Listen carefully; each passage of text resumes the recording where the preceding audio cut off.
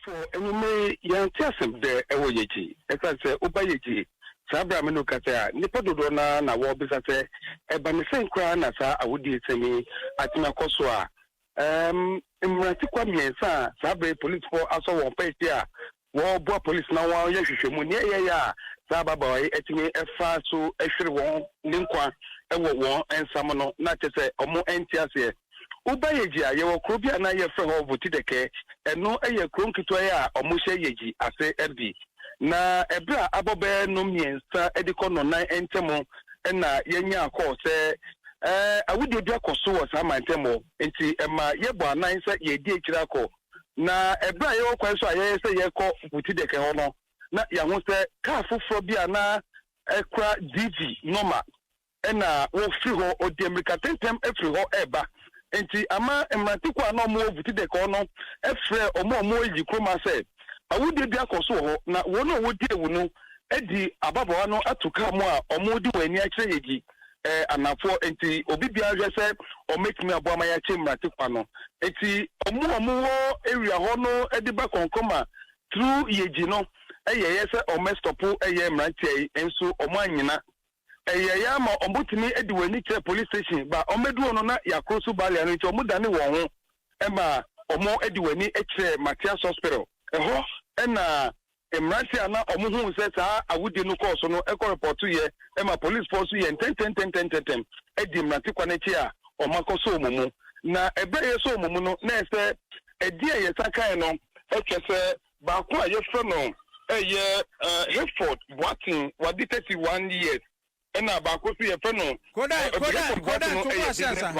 bakosu ye feno abonu Daniel tafo Hereford no free tafo sa enso na bakwa ono so ye feno eye Kojo Emmanuel ono adi 28 years ono so chese o businessman of Santase ena Michael Kabute enso adi 34 years ono so free tafo ono de wonye djuma na ne eteni se ebra sa awudi ekoso a police for eso wo pachi one day ababoa ya omo etu no tu kun no enko Matias hospital no na ese omo sechi omo ka na omo ekra no omo etimi enya etuo eye sa asote rafo ibi ewo ka no mo na afi na police for etutu emrante ya no na ne eye ya omo timi eku ababoa no omo timi akire mum enti sabra me no kasai ubayeji a yeji nyina butu emrante ni mbaboa nyina akọ eye police station omo chese sa nyema bi se no ade a omo suspect boys a omo area ha se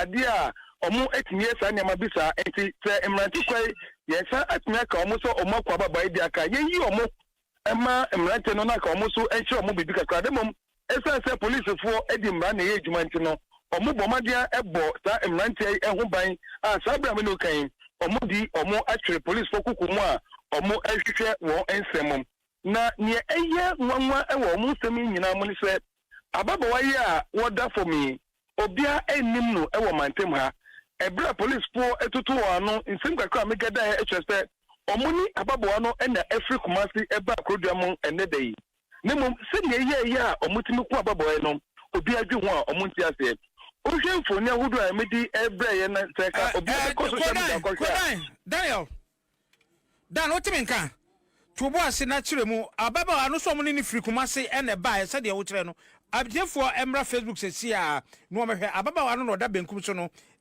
oda stretcher so oyo sono pa oyo sono a kire se na ubi se o ka no emrantia de do mu fi vuti de ke ho omu fi vuti de ke ho na ehihwemu ya kire bayin fie bayin sianie omu baako eba vuti de ke ho ba ye service enti ebra na osako ho no onu kwani nipa omu nim no wo nipa miensa na omu tika no mo eka ababawa no ho enti nsema amigada kakra chese omu kofie bu mu kwa kotanse edidi ye enunum bibi kakra edi nsa kakra kan wa no enti abrante bakwa na onu ya assemblyman wo area ho no so chese ni information o gada ye ansem na sem no besi ni kwa chese omu ti ho didi no na bakoko yi tuo efri ka no mo ena uja ho se wodi abuba ehemu eti ni abako bi se na aha ma betra mu didi edi ni tu awakoyi na no nsi Sima pen no muti se tonu 2 years. Tonu 2 years no na ababa no da form. Na chere say omu nyina na ne ababa wa ne ti ho no mu edidi. Information ye geda en say omu ni ababa no nyina na eti ho a omu didi. Eti ye ababa wa na ka bibio. Se ne eti ya watimi atutu akwa ababa wa yi no. Uhwe foni na da Facebook se say ya. Otu say ninsa no left hand side na etonu ka edi ko ni nufu ase ho. Na tonu ka ya ababa wa yi antimi anka hwe a wakam. Ababa wayi ebesi sebre no se namafo de ye namwa obehwe na uhwe ni phone ni se do da ho no so no pa no a oye school ni anaso wawie school na ajebia no ye nya identification bia won ho se bia ni din nie wadi mfie sei aha no free ne bia aha na ote abrante ba ko na ye twese wo ka eye omo a ya so mo pa echi sesi ano a ye frɛ no eye Owura Hayford no eye ababo no ye twese ni girlfriend na ye ababo no na ba ko nso eye frɛ no eye Emmanuel Kojo ono no ye twese ababo no ni nua be ma no eni ababo no enti as to send me eye ya omutimi ekotra ho edidi ye enum nsa na prekupe ba ko sorry egboma dia mfatu ekun ga ne die ye dwiwa ye nti ase na ehwehwem kakra so ye twese ni otutu no eye Hayford no ono aso ni girlfriend eni guy sabe woda mu a woda Matthias Hospital tesi a wafri mu a obia bisa se edi important na guy we aye ansa na wotimi tunu tu sa no na se ye dwiwa ye nti ase ba me hwe o emrantia ne yemiensa ba ko se atade tuntum a 27 kese no a wo se as ready to fight green bi no ara ba ko se tuntum odi benkum so emrantia no mo de na so yesusu se wo susu se ne hu nipa ene ababa wa fi mu yi ne na wa ye rasta no 37 no o sa atade 87 no black no 87 no very good onu chese ni girlfriend ni girl no onu na wo chese ni girlfriend ni girl no ana hwa na enua no ni nua be ma ne na ene wa share green no ready to fight no na tuntum no so eka won ho mo nyina ebaaye enti eba me sa no mo di o mo bae no ne wo share video ba ko na ni wa share green ready to fight no na emranti o mo ko steal no edi won san kika no esa se ebro mo ba hospital ho se ga na wu no na wadwane enti wo dwane free hospital ho na ka wo ko enti wo dwane ko no na security men no raise alarm enti emranti a wo area ho no edi America di nechi ko so ni mu esa twenu ba hospital ho se wo mra be kan ni no mo se o mo miensa no na yesu se o ma di ewu no enti ye gya no kwa mane kwa enye yi ene ya no mo ba kromo ho no ma na se onga bedi be na anu ana nansa bi ho no mo na asebia ko omu hu sam na tie ni ka no chese ene yi a ena omu ba kromo e ba yeji ha eti omu ba yeji no to vuti de kan ye just about 30 minutes drive or 20 minutes drive no wadru ho eti enye bedi a ewa eti omu ba yeji anopai amafo chese omu ni boss actor no so ka omu use no e DVM se medical no cross tania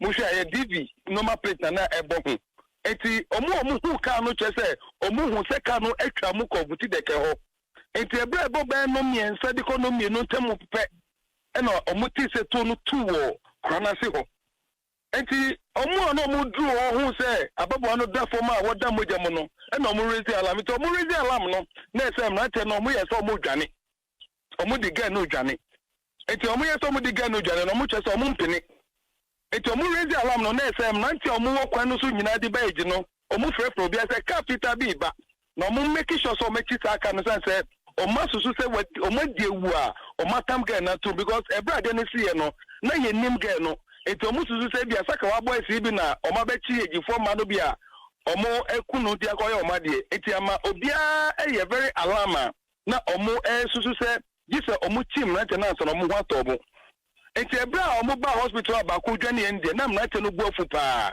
enya police fo na ba mu a aka bia na ba ko kra de me yeso za ka maji ne kwa penisam Daniel yebedase ayefufuro ide na irum se wudi akire ensem bia beba kire no wo mfa empenifo se wote se obi ka se me ebie mu na chese asem na esi ena so yese gina tana so na obi beka se tano so abiem ne nyina ene se young lady bi a ye friend Philippa ene abrante bi a friend Kobby it is alleged say no more relationship mo na wobi nim de ekoye ye omukopie mu ewo ye gia abrante no etimi atuni to na ebeto abonten se eye accidentally na chese abrante no anshada ene wo ball abaya friend Philippa to a ayare hosem emunsem de bebrebe ene ye bepiem ewo abusuafi a enhyemu kakra bi ewom bia na abusuafo no ede bemaye eba ne sen Philippa Kobby ne kwa no munim no ono kwa yete se ono kwa ono obi ewo ba emunsem etese yenko ne yenko mabusua ya akọ ne yenko mo hyede ne maame e wa se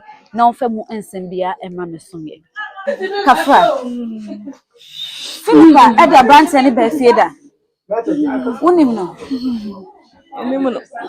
unima branch menim no afra me ba ne bia me ba ne so ofie me de mo adwumam me ba ne kasa o me ne kasa Philippa way mami ofie Philippa way mami ofie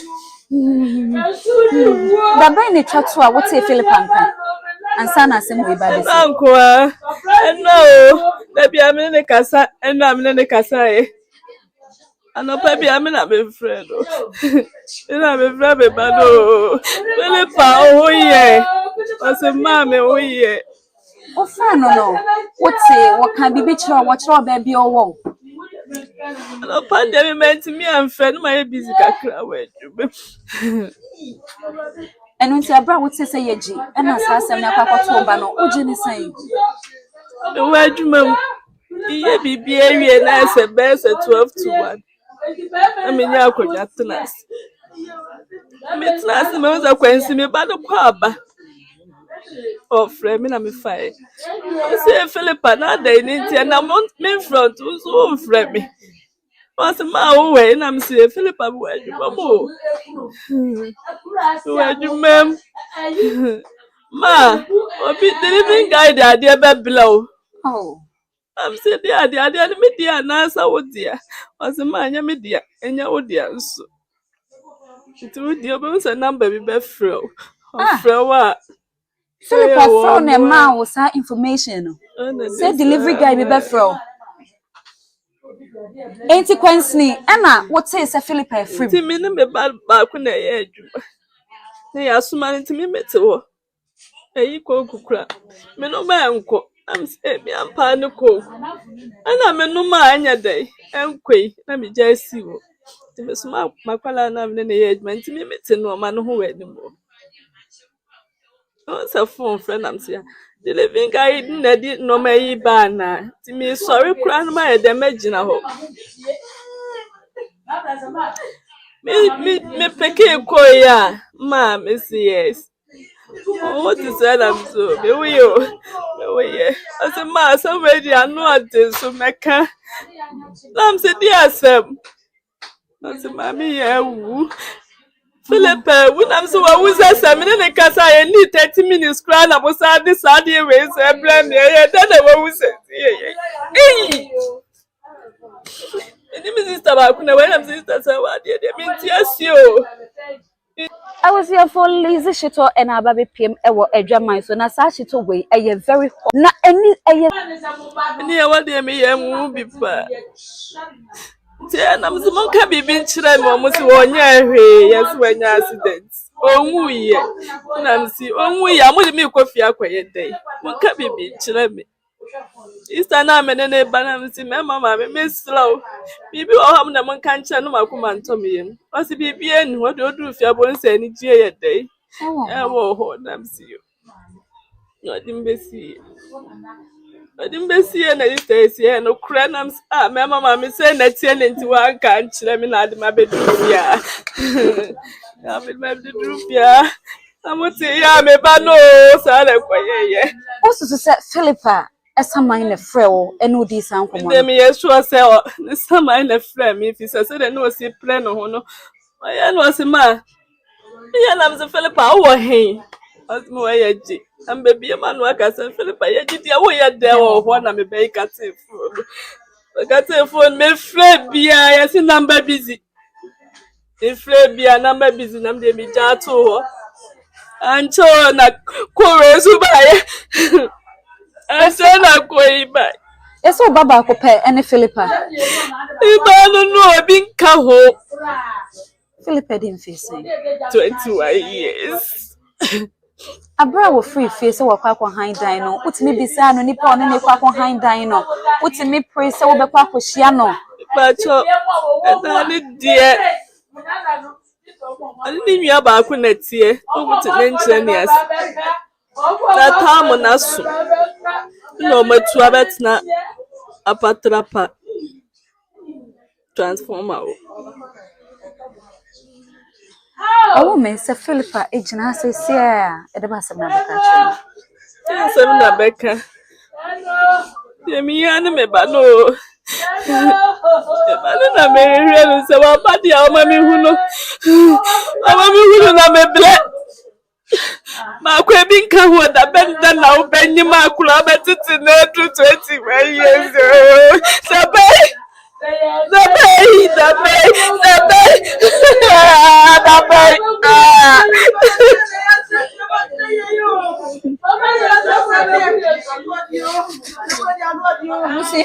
had in my house.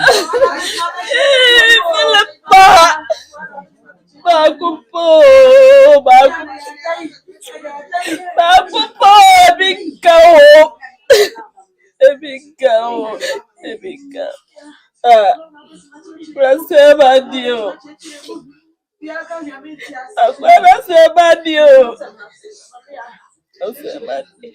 So Ghana police for ni Ghana penifo show says here can be beat the warm. Yes, the woman is so muame. Na no krabia wasem no bi anye dey MP. 77 wase. Bisa me mampo kra minimo. Ngamba ngaba ko hu yaji ene nachi. Na bia minima ya tanoso. Mazi tanoso. Mazi wo kwa na minimo. Enye ye na mekwa. Ya minima ne mazi tanoso. Mesra wabo. Mesra wabo mun kabi mamme. Ade ba ko pe mesra wabo. Abusia, yan shedan hani bebe. The over time extra and say Ghana penifo, Ghana police for omo mo can be a womb. Asem na de ba ko pe. Omo ma me can be emano. Said the be obetimi enya Philippa ekra bre. Abusia yan fancy say na asem no ayam metisem. Bibi be pe tanoso ye titanoso din an chicken ensem bebre na eba. Tanoso ye katanoso ana che say ensem bebre tanoso. Ye nim de tanoso aye. Quick, yenko enu aba oni ani ni nkomo. Mam ye fro say. What's your friend Rich Love? Okay, Rich Love. I know be one akasa kisa. Assemble na esi ewo ifidie wi. Me dear. E da ya anti asem de. Me maame ya a obi anim no. Minua preko peno no. E ya danfo nua a obi wo honom kra dia mankyem kra obi a ohu. Me ni nya na ti dan ba akum. Na be 3 days ni. Ana okọ ne boy honom. And the boy Kobby Gh. Kokon honum, yes. O streaky me no one am kwanso aguna kwanso. Ba one streaky me enwie. It's me da me na me share story na me kopie. Kobby Gh no a story so. Ti me pie so na say me hu say omo komampon hene no. Aye ni bi. Oh, okay. Yes. Enti me hu na hu say okay na say omo mampon ye hene na ye na say. Enti no ende awie around be 2 that way. Me na fofo nam enne se me hu se omo frɛ me phone no me number se etu me ba akwa to honom enti me wan se number ba akwa frɛ me guy na me ne nam no ana yiti we nam se omo ye nru fi because na number se ne frɛ dodo ti edru fi na number ne sa frɛ se me pa cho inspector ho ni o se okay me ka se free yeji ekura bi ase na wonimo ya ba ye be frɛ ne ya baby ana o se ya baby a o se ayese wo nipa no se ai was say mistakenly Kobby Gh tutuo ama abo ya baby ama say wawu a owo mo kire how house black and kabio. Maybe so, baby, to police ni no fair one or casasem. O chem say, Ebiana, or more room baby, no 2 na na so more crum, they put in the sea. O so more class now to 2. Oh, 2. Okay, Nyabotre. Una no. Usu say, one way the Caribbean sing come say on the Caribbean. Minim crowd as some may or call ye jibicula ampo. Or come on pon no so crampo me one can't chill me minim baby our nam. Minim baby our what. To me, that me who ya say, and I was tricky me out or namagona. And I'm who's a boy who's a possess or more man point in a year, and I'm who says, more yassi. It's your neck. And I'm quite boy in the story of work, Crebiasia. So we have cross a palm, Mera Gusunibino. And the kind is one of them. Let's say, you know, cross in the Cosia. I am born to her. He said, you were. Okay. Police Nino, you can't say. We are sure say normal police and answer the boys no need be coy and Omumio Nunkwana, it too are quine. On neck boy back, boy can see beside, on in the coy, and be nim only palm him some coy, dear Kobby Gh in Cojon and Mamma. Since said the chick Kobby Gh in Cojon me. Okay, sir. Okay, Omako drew chrome honor. Union wanting in Kebioti and say, we're free. But see, and see a swallow. Me quite a young put a more catch them a boy. Oh, okay. To me, quite dear. But see, and see a say, woo. Omako drew chrome honor. Omotike Mukon or Fro. Guy no say na, say, you can't say now, see him guy in a Oh, Kobby Gh, ye. Or your infant say, or your Kumasini, what's say, Bremine. Is that Tafo, in fear side one no. Yeah, never more castle a Game Boy. Yeah, okay. Yeah, or a Game Boy. Or a spender or boy or a bola. I will be a walk master or no master Chebia, or yeah, you be a dear, we town game, town boy, be a doing Kobby Gh. Okay. Ebi mo keka se Kobby Gh one ne kasa 1 2 anu ayi tu saying na wo a be dey a wunua ye ne hokani ana say ne mpena na ne de e dey a wunim bibisa saying na osinim fa ho wo fa sa asem no. Okay, Kobby Gh ankasa de minim say ni tu walanse say dan de kan nim eye pop machine bi no.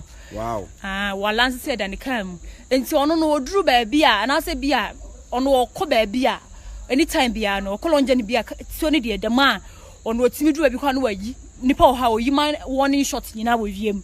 Okay. Yes. Okay. Una unuane girl no. Mama ya. Me use girl because unuane unuane mama ya. Wan kan cho so ni Kobby wo mentimi ho ase bi. Tabi. So mo okay, minim so wodi na wan kan chele me de.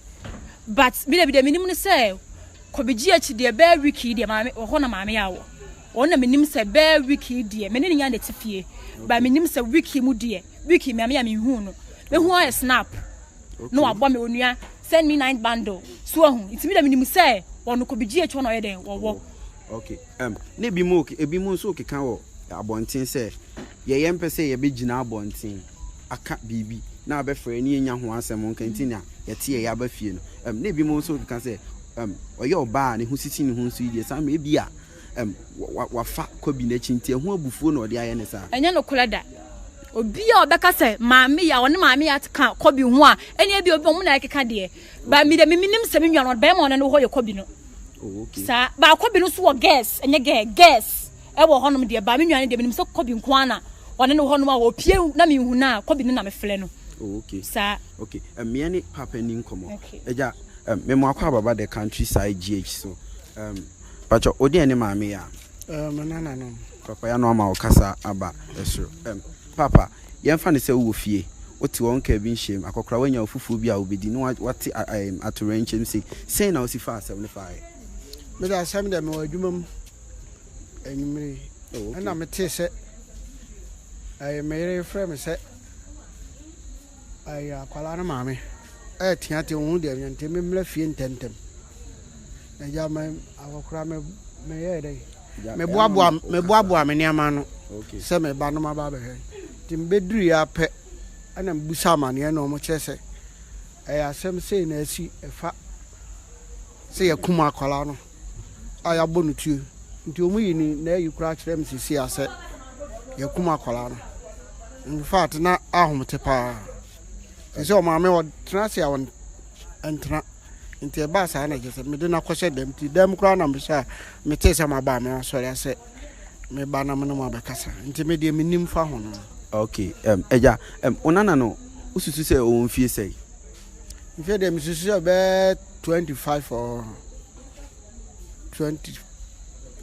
Emu 25 or 27 emu ba ko. Oh, okay.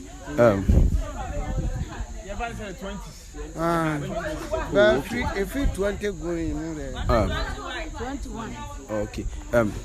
Enti eja eno ane metin aka say asema Asama me nim efa sa niama no sa mami me hwa wo wani abre awo do na kra sisi form Papa mami oba tampa what is say wo nana atorenchem se ato no sen na osifa no sen pa na esi eye me nana no me yare a ono amu na minya stroke to ono na dwale me ye me bibia ma me nana ba no na nsane na kro frame na me se me ne fon eti bla me fon eti enne me wo hon ma wie ya ene ye ka kire me se obi frame adwuma me se sei na akwala na ko ba bia ko na me se ebi an accident no wanya no wo nko wu ene npa kro nso wawu na me se na ye gidie okopa den wo ho because me ya nana no kra me makọ ba akope bibi na de me koyi na wo nkofa hwe na akofa ho a bayire ni ayu so wo nkobi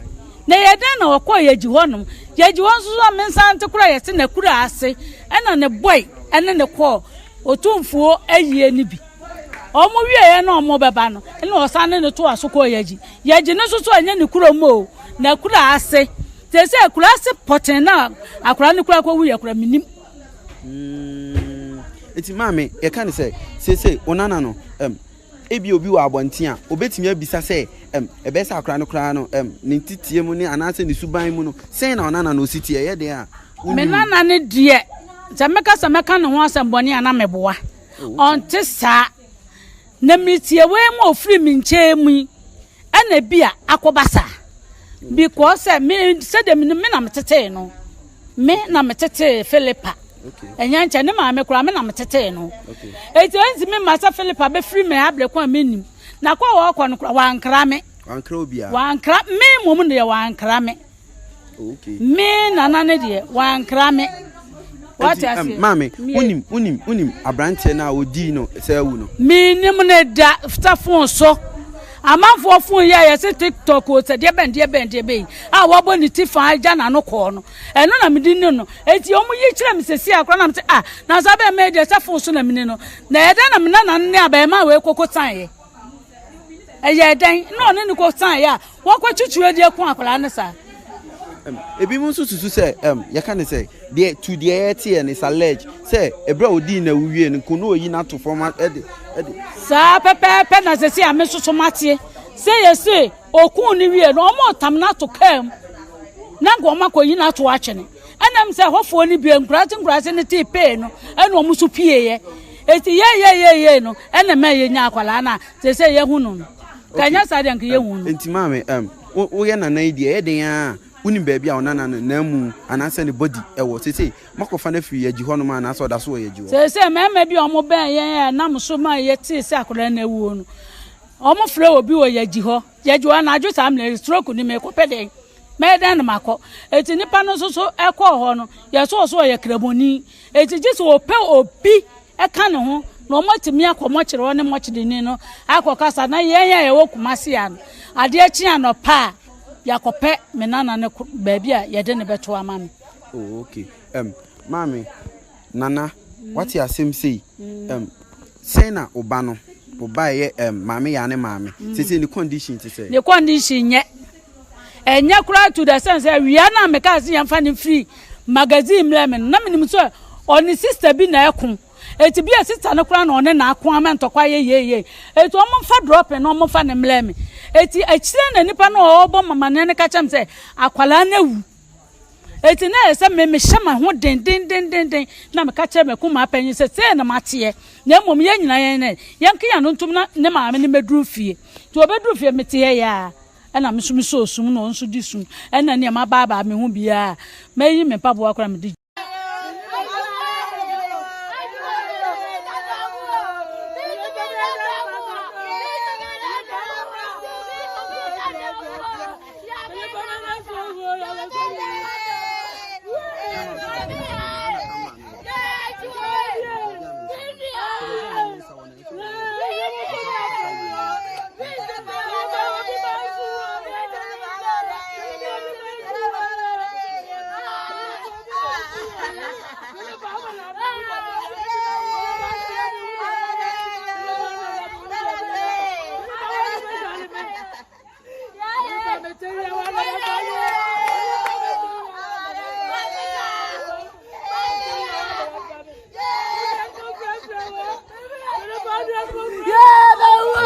Mami,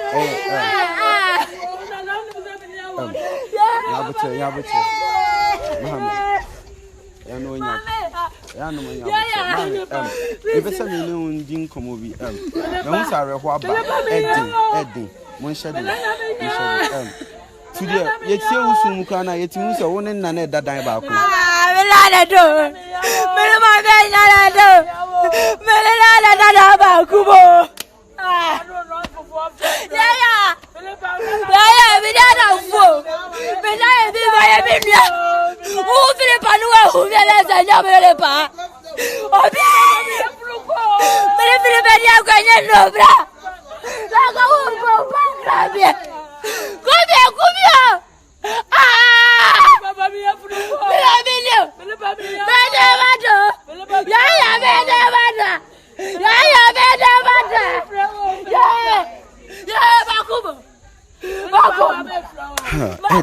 Edding because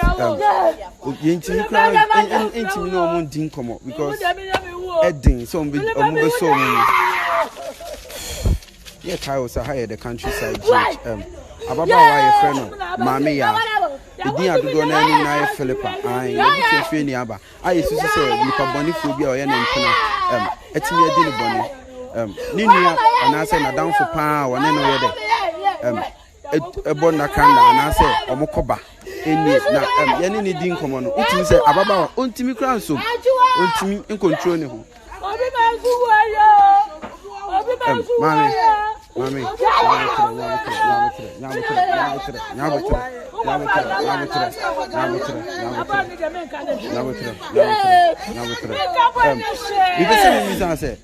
baby on Moko Potino. I want to Kobby no free and I say,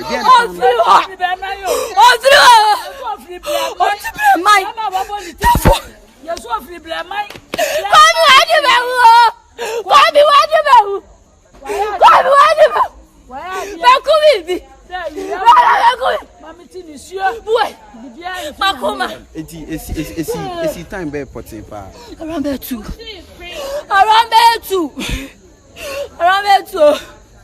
Because he job, because he job, walk. Me want ma.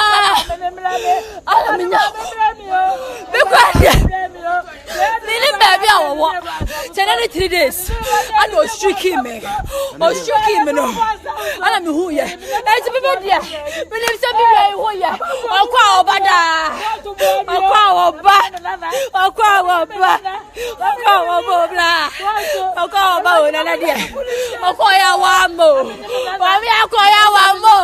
To baby have so this what to boamio about for boamio na menana and that's obey left remove the kwame woman no ne furu kurada erade boabiwate about for monome na mo family na mlame kwato woni akaya tabuchira wa wutie kwato woni akaya tabuchira wa wutie kwato baby piala be man so wa kumina na to yeje kurasi aminimu ho no go to the tree kuna o sade na to ka mo adwane no awrade be bia mo bia mo musa no mame na minta me ka me nana e wo kura yi mo ya baby odi ni ko bia ofa dem leme ofa me nana mleme anya sa me ni mi enu eni enye beta prison ho e beta prison ho obi a me yale be nana hwe me no na wo no be wu agya me me mansie no ono be si me besie no ama me nana no me nka hwe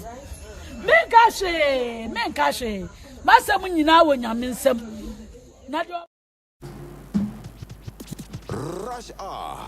Sound na off from. We Rush Hour. Rush Hour. Agent Chatwo.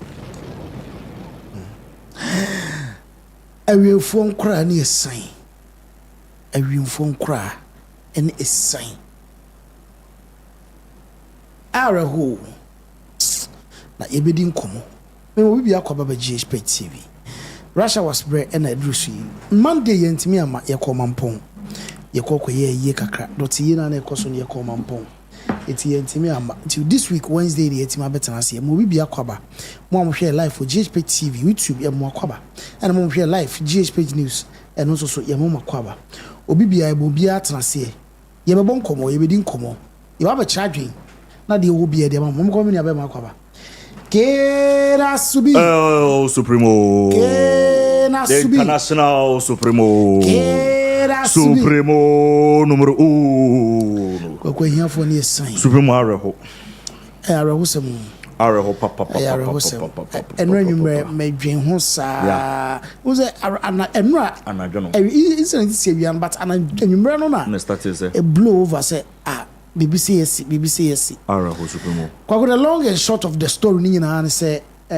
Kobby Gh say ni events again enu so game boy yeah sana game boy any sika drone any Sàkàwa no difference be Supremo okay so game boy na there or no machine is in laptop is in computer is in ano ne wo chat nto watafre wa adwene ho a na kakra wo de beba no control ni to manafi wo de assault no okay ana Sàkàwa ne de ono agye atum se sika no no pe but ono no ni time e kwotena machine echi e de akoya wo akoya dabi ono no ntimi nka no sa ono a businessman ma wo be apesa o kakọ na me ma anko it's very different yes it's a game boy yes it's Sàkàwa ndo obekọ ne aka chen se furious am no fasi wo obekọ bia ni mo ayema so nte da different but your game boys no so yes your game boys no so omo se omo so nante omo no the way na frame and to two afra yes when a miss crop into omo de ni nim de be ma wo okay but say omo no na do so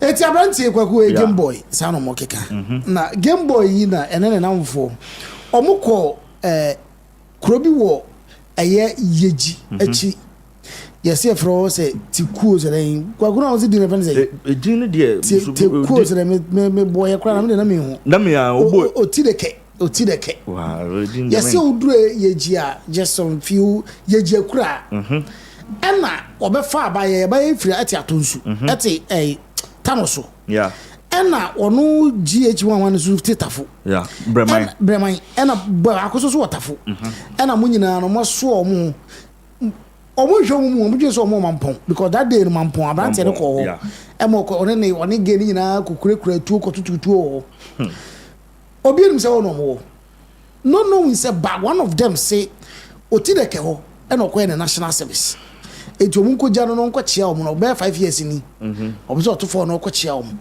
eti omako otideke se otideke o se hin akire honom ye ji akire ho eti honom wie yi omokunye ba bi omo ka omo nsa omu didi adidi enu no ena GH boy ye benze Kobby Gh sorry ko wura kam ekoyi etuo e de buy what the buy na ma se ba kokura ka se anadua ne ye di ku fetuo na ba be dai oyi tuo yi na odi bullet ehihye yenim de ye se wo ma warning shot se wo to amoma nso nim tuo ye ti ya ni train ya bebi na da for me but people are more no refer to the incident as accident yeah me police kura we describing as an accident yet but reporters are no more no say one shada because say we see dog and they one shada kwagu Supremo incident ni see no mo try so mo de girl na sheka mu eti kromo for dwen say wo boni to na odi ni dwane eti no mu chesi na no mo ma warning ka bi say yi ba o ma bo bi to di na sheka ni because no mo dwen say kromafo ni bi yeah and I say boys obi o ma be kundi o mo kwakoye o ma de eti yeji hospital ba ko o mbo wura ho no mo ko yi say tu aka ba ya no and boys no bobo pia ho etu ne kan and left inside a corner no for ase won the left inside no corner no for ase won na koma wo no corner na jiguye titen omde ko do hospital won ma ade na doctors ne zo da bi akachi naka bozi omolo no wo no ne ko for ko mu fa ho akọ eno mo si da bi mu ntimi nkosa ya nya ne sa eno mo miensa nyina ya chi o mti se o miensa catch for me and say we yes do there be all do share black 87 yeah dread guy no ono na ye you know Kobby Gh no oh ono obolo nso din no honam say ono dey obolo sa no mfre yes sa na so bi osu ye obolo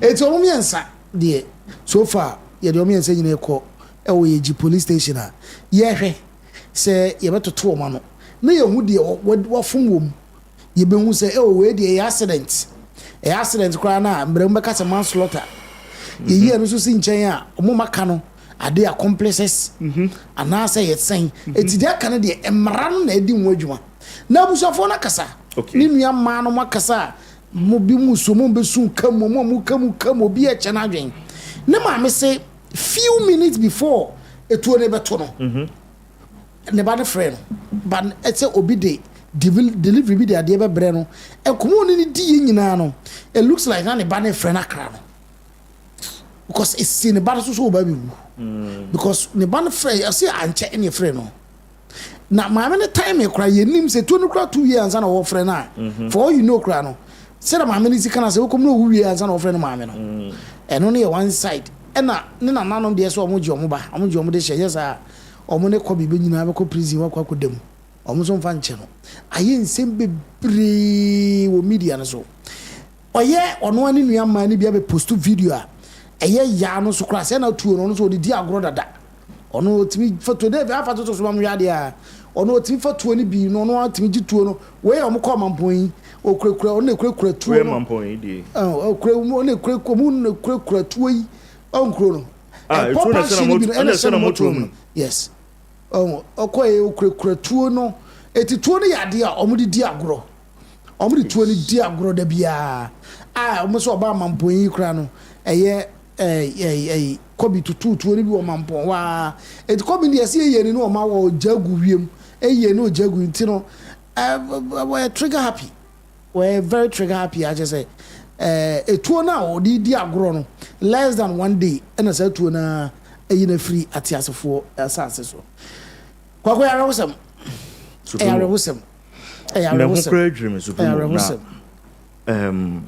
so enije ben na was culture we like wonam na ukuta tuo na wo display so na enije ben na kwakwa ba wo say boys ni ma de kro kame ya say minim say ne bo so nyafo okay so edru ba bi me kai pa edru ba bi cigarette ebe fashion ude onim kunom kwa de sokuta na bibi ni on so ye guy edru ba bi ka ene onya ketewa bi kra but say etima qual to the level say wona me also to show na at least utimi a display na Game Boy, especially Game Boy, so no, you know, the amount of money and control na bomb on it's buying these things and getting it licensed for them easy.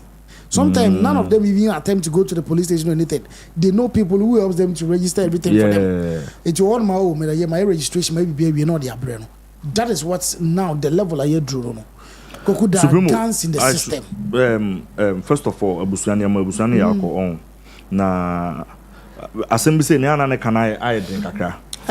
About say we can okra. Aha, we say can okra but won say obi nso antie ni ya obeka say na woni tema na sometimes aya na subimu bia bewu obia beko asase asusu bebe ati edu obia beko nemum kwan abefa so abeko no sometimes nso no supo obitima control obitima control sebe se wutwika se de bia wo de car no koba no ebetima miye se kai obetwi ache ana wontwi nche isan bebe obi betimi de nesa ba bisa na unim ho hwe na probability ni say but se de wusi twi no ba area na se de bia rim ne akoy ni ka atwi nya ada on beti say akoy di kai ato se kan but ubon se bia se on beka say oh ono so de nkan ka atwi de kefe sa pepe passam ne yeken supremo my story background of the story nyina wie e kwa ba besi say it is part of them. This is what they've always been doing. They are always displaying guns. And you know, omuyi na resa bema ene nege onam na nitu no nege no amotu na o display TikTok na ye kire and na nu ye nche ye etu okro ye na de medical akom etu okro ye ko display to us etu okro ye enti I don't know like omunim and ignorance and also ignorance no. And these are all a fully loaded gun. Fully loaded gun. Say no, say ukuta say tui. Say na hwe kura ni mumpa ene meje de say na bibi wom because moko ekura so amko yipi na atoi. It means someone bia nyoma wom. Supremo, it is very very bad and I think say it's about time. I also me any bre. e kwan be ne be fa so asa no we be start e be check on say your ammunitions we wo my mention there was say my supreme you the Ghana's gun laws on say is regulated under the Arms and Ammunitions Act of 1972. Okay. And yes, the regulations of 1981. But then ownership requirements no NSA. Answer na bit me two no. Yes, one also age in here into age with 18 years. You no qualify, you no one. Two, background check ben ye was uncle for you. Kokumiso omukranko omunko we bi encourage. That is a serious. And you see, so mental problem. A serious into also a cabesu because enipa obetimi ama we true license no the IGP. Sani kano. Yen ka say constable one license amount. And that so far as your license amount, they say IGP na license the amount. Into one more omudi mkofu any more licenses to any more. Do they know say I don't know more IGP deal with more IGP na license amount. Do they even know this? I just free mkofu a day ansana obesanso wenye tune also make genuine reason a day reason partner branch we nam or the bema a qualifying say also to the extent say okutetuo na ultimately na time bia the man girlfriend akure so 21 years no am so 21 years now now for more no monam me sure say they boys e bibo 18 e bibo 19 e bibo less than 18 sankofo we nyina ye exposed to the gun because time bia dan ka obi abetima fa it will be to me for two at any time obi abetima fa so mo nanu ye tia kwa santima mpon ye so na ototo pa how and nanu ye tia say Adventist senior high obi afro obi ani akwa kete anko fi anko fetu ama ameto abeto yes and nanu ya da we fi tafo school na we example okay so say okay so dia no so similar thing akwa nso kofi onu so kofi so dey buy and sanoma we nyina ekoso no police in fast statement bia ma say this is water we realize ekoso ntino ye started the measures bi abasa de be betimi control sa gun violence in the na ekoso ni nyina no and almost every time within the space of 3 months she a two incidents ever and now yet say crow from and oba be see awonyem church mobile money for any two near the kokobon etu ya na supreme ya the kokobon how it a two within 3 months she the number of people like kumomo unim say it's on record Ghana ha said the number of deaths occurs in a year Ghana nko contribute to maku 2000 gun violence gun medam kwa 2000 maku nipa do maku on the average 2000 afibia yet ho yenka ho hwe and one say OAC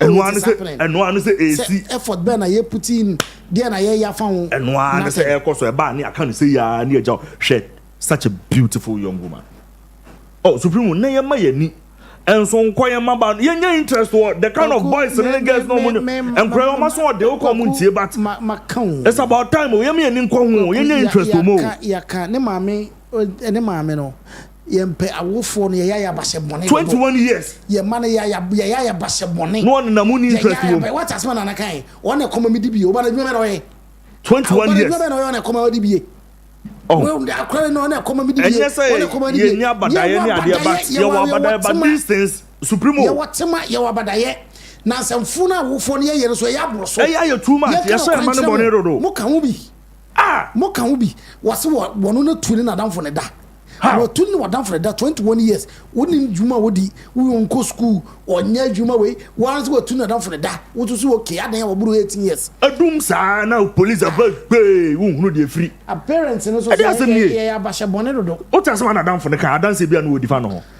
na damfo ne de ono de shares with the guy but guy no na no guess bebre just look at this no almost tricky no almost tricky adanse o dina o de no and was tricky me no tricky me was tricky me anwie some boy ne de no ho ma na bebre na no ho ma na no de but na damfo ne de na basa no supreme mo de to but supreme o say that make away no again yes you busa say what are some of the firearms that you allow Papa Shekawana and yes shotguns and rifles so generally permitted for civilian ownership na minim bia papa shotgun and I don't know it is a enka ho dia na ne nsam na omo kekan ka say annual alliances e betima about all dia to omutrim but do you know one thing do you know say Pop action on tone of boys and my boys. It is cheaper than that pistol and pistol no. And only even the pop action is cheaper. I didn't than the minimum. Well, why would you make cost boys in the street in also? Near my cost. As a see a quiz, a see a cash towards a see a boys with my first street, that's why you're your mama. The new license, how? And when you do 2 license, we never on the state of mind, you're saying regularly. 2 license, and I was say a did 2 years, 3 years, 4 years on some run years, and state of mind. It was all okay. Now, for you renew the license and the man, send education is it here. You may say you cash at all. And when you were almost baby, be a come at your bro. I fight you on. I fight you on. I don't know if you be and yet the correct one license, you're correct. Supremo, I was IGP in the police for things are happening. I was IGP in the police for Casa. We shouldn't be pretending. I was starting on Casa because a very, very, very, very important. I go to a nice guy. Opa fetch you come my ways open on penny. On few. Ope V4 no ones are boys no. Obeka cho say boys for no ne de obi miemi an kon obebu ne kakra de obe no mo pro. Obeka chem say me boring. Obeka chem say me choke me.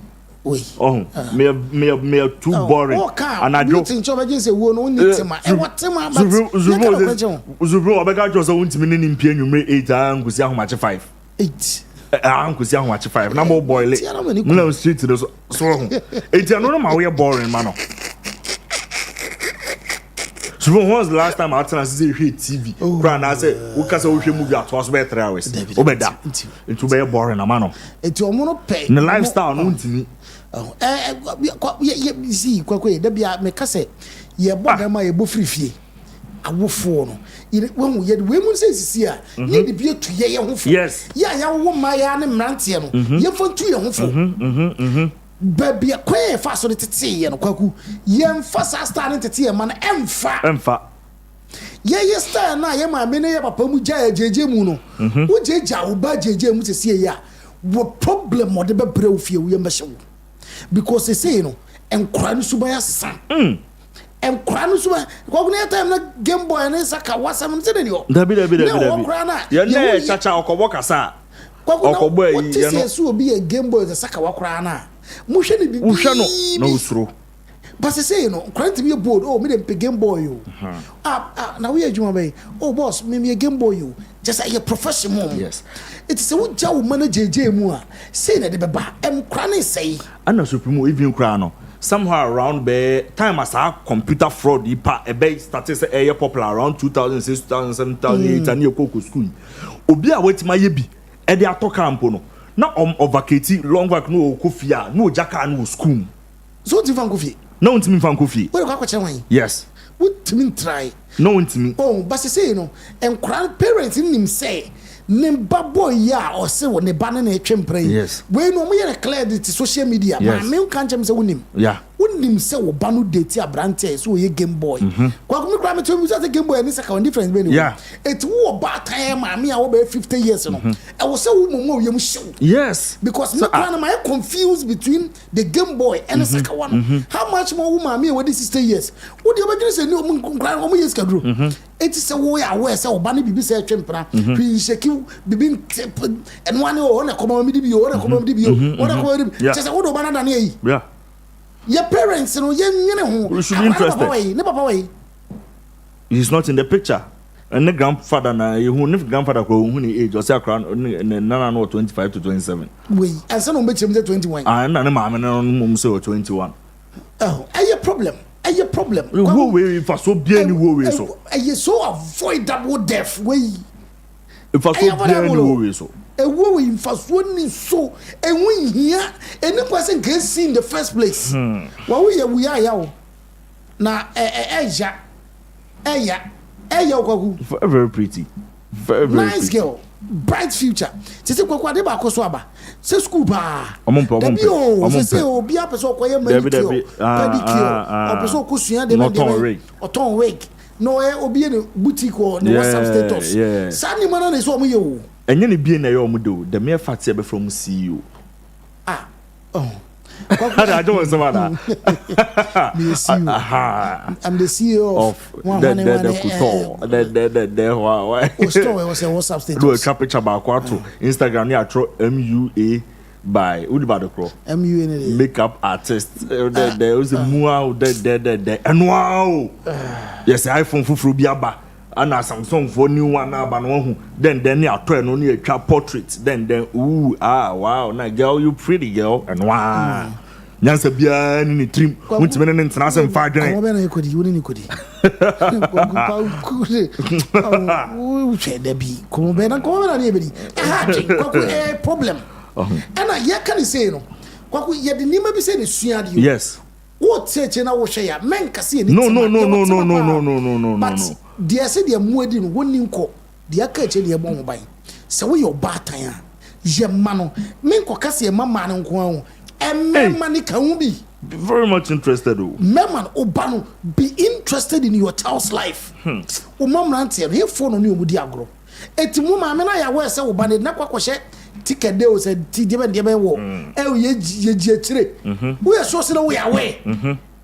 As long as we name say Obano free one semono, you should be interested in whatever they are doing. Oh, but Bema, a branch. Now, as long as say we say on Drew stage be a free one semono, be interested in their life. Yes. Ya fanu say Ghana den, na Ghana den ti e ba no pie ba ko no de kakra ba pe, ni e je na jeje mu say tell you ono atimi na run so atimi na turning. E wo ho na ye careful. E ye say bi na de ba. E de bra be je Makodi police station e ba, me da prison e ba, me da hospital e na de ba. E ye sa ni ma we sa na de ba.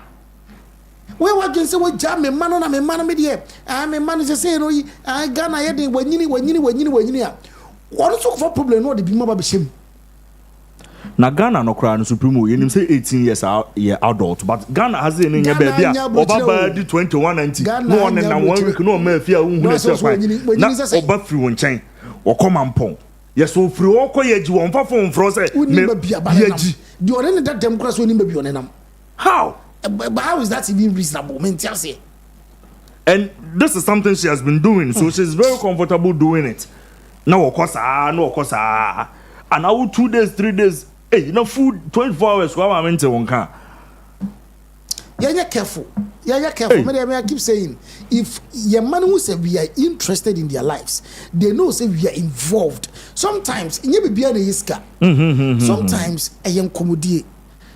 Kobby na bibia boko de kwamna bibia boko na yese namfo na munsu akotoka afoforo na yese me hu adwuma bi a wo ye adwuma be na yese wo ye adwuma ka na wose me ye adwuma we ade na ade kotoka we anse ka betima bo mu anya asase bi be interested in their life eti e kina okotoka afoforo mami be kan ho asem e kina okotoka afoforo mami be kan ho asem akora ni kura tuo ni nam social media yi hu da papa display etu by one Kobby papa yi nene maame mo pese mo kire se mo bayi de bia ne eba obi e ka se on the tuo de eba e on adanse o wa obi e ka no tuo on the tuo de wo se hu da wonte da obi anso kan kire da bayi e tutu by heart nam Ghana tutu e tu hu e o to chese hu e na isa brafo tutu nso wa wo so na nso ko tu bi ya tu mampo no to no to the extent so timi di tuo ma oba besia na se na moto no de abegina camera ma be ten ya be ne se ache no ko etu o ti anye ne ko bo third party bi onam ne be bia na no so sabe different way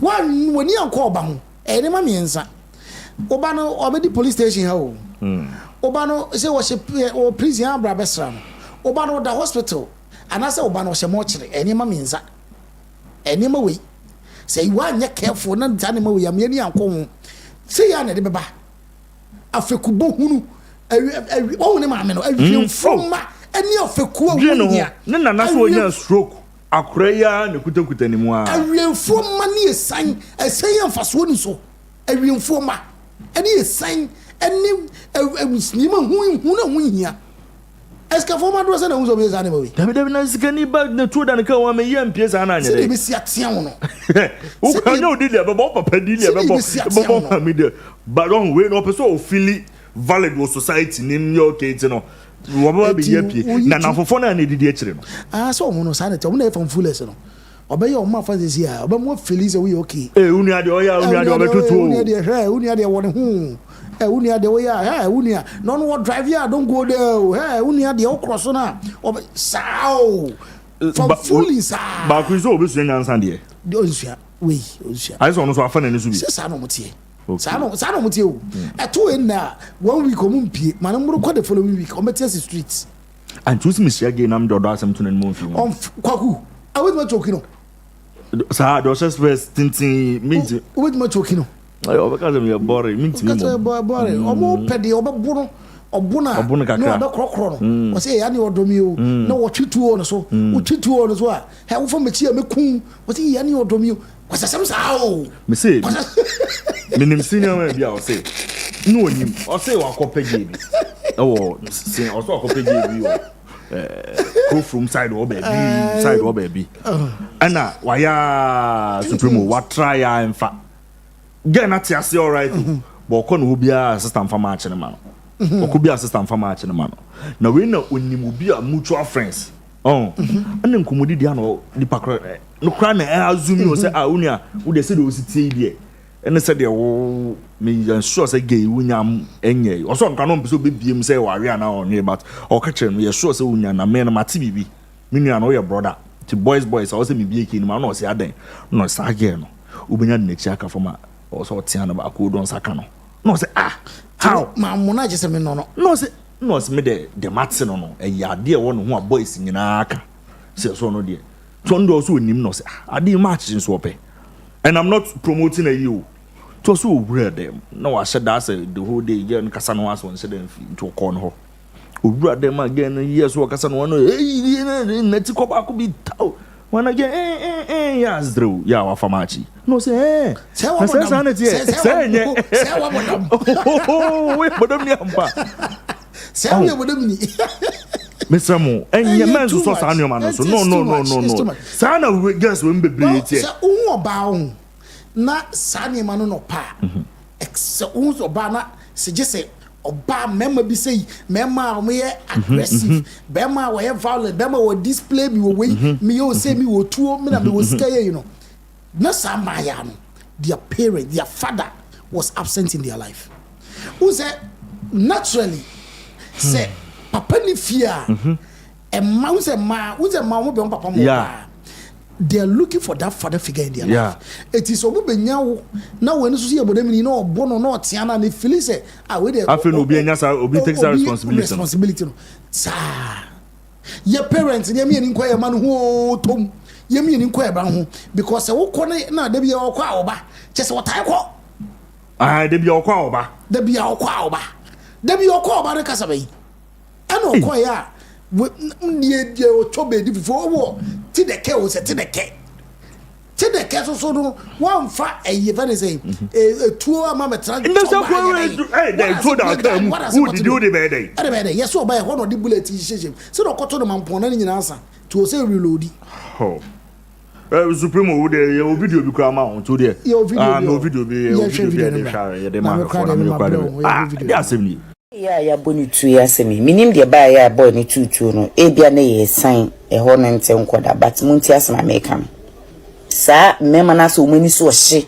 e tu da wo mu kem asa oyo ko feel proud to tu da kem ti 2020 skama bisa ke se pass ja wo no ho bia ni no obepe me oso pe me bre mi nyane ni nye bibia o blase mabeto udom de me ge die ase enkomo bia bla ni wudi bia ye ase onu obi twema so metena ne ka mu bia so a etu dem abe ya be wetin neni so si be fe no man peke a anajo wo be fi ho no ma onfa straight gate o hwiri fence o se kinkim be wani ye chup no be wo so puna kopim so bebi obi e ya de a obe ya se obesi waso no age fon no ebula ofi no de ahyem ade chi an okotwa sem foforo na to fon foforo no de ablo mi we biza me pie kwaji me hu esi ya so mata loku achi sei cheme si form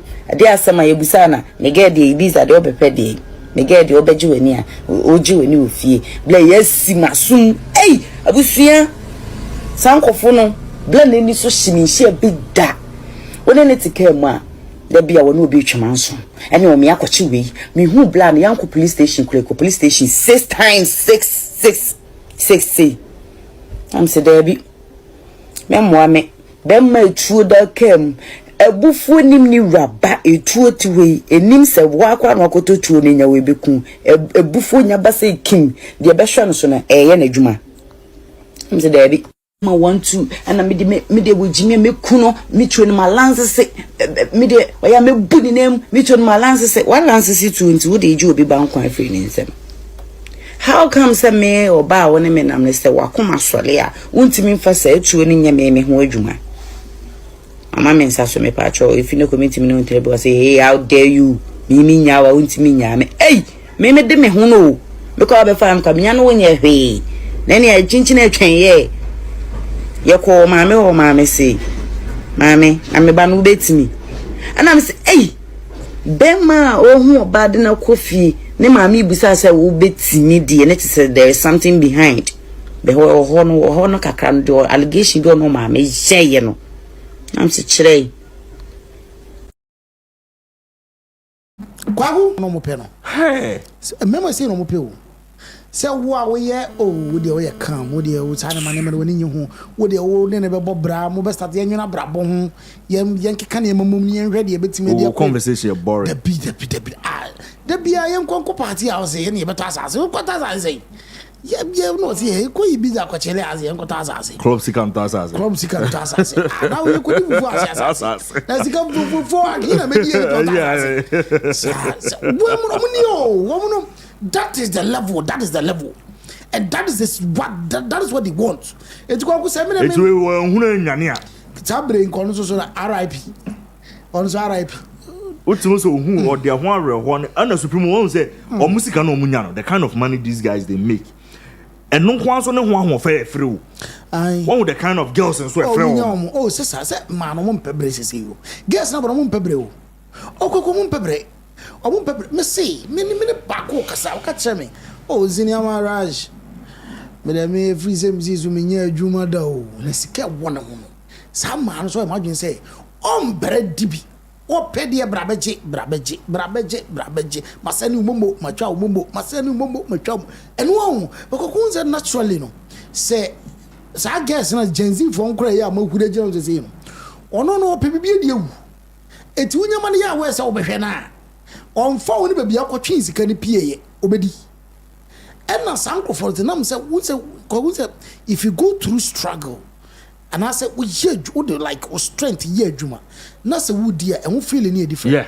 You are extremely careful with some excesses bi ho hia omo need that constraints no ono onim say manya $10,000 me a share echina menya foforo eti no omo need that control of as ye cash I will say ye cash we cash what I say but no control because you know how you got your money and I wouldn't say oh I don't know aba ebi amenya bi mo say bi next week ebi I will just abosom yaso eti no you are tempered with some of things you do eti no no to ska mu nkura we mo so oh brabaji oh je 5k bi do phone say chana kwa brabaji bi wonye etiro munya that kind of guess no because I guess na so omunya adwuma eno ma me ni papa so ma so omu form omu ma na nyina omu bo omu bra etu omu so so de bi ba no kwa de o ai can oh de na me say maybe me ka say program bi ma mbusa girls bi say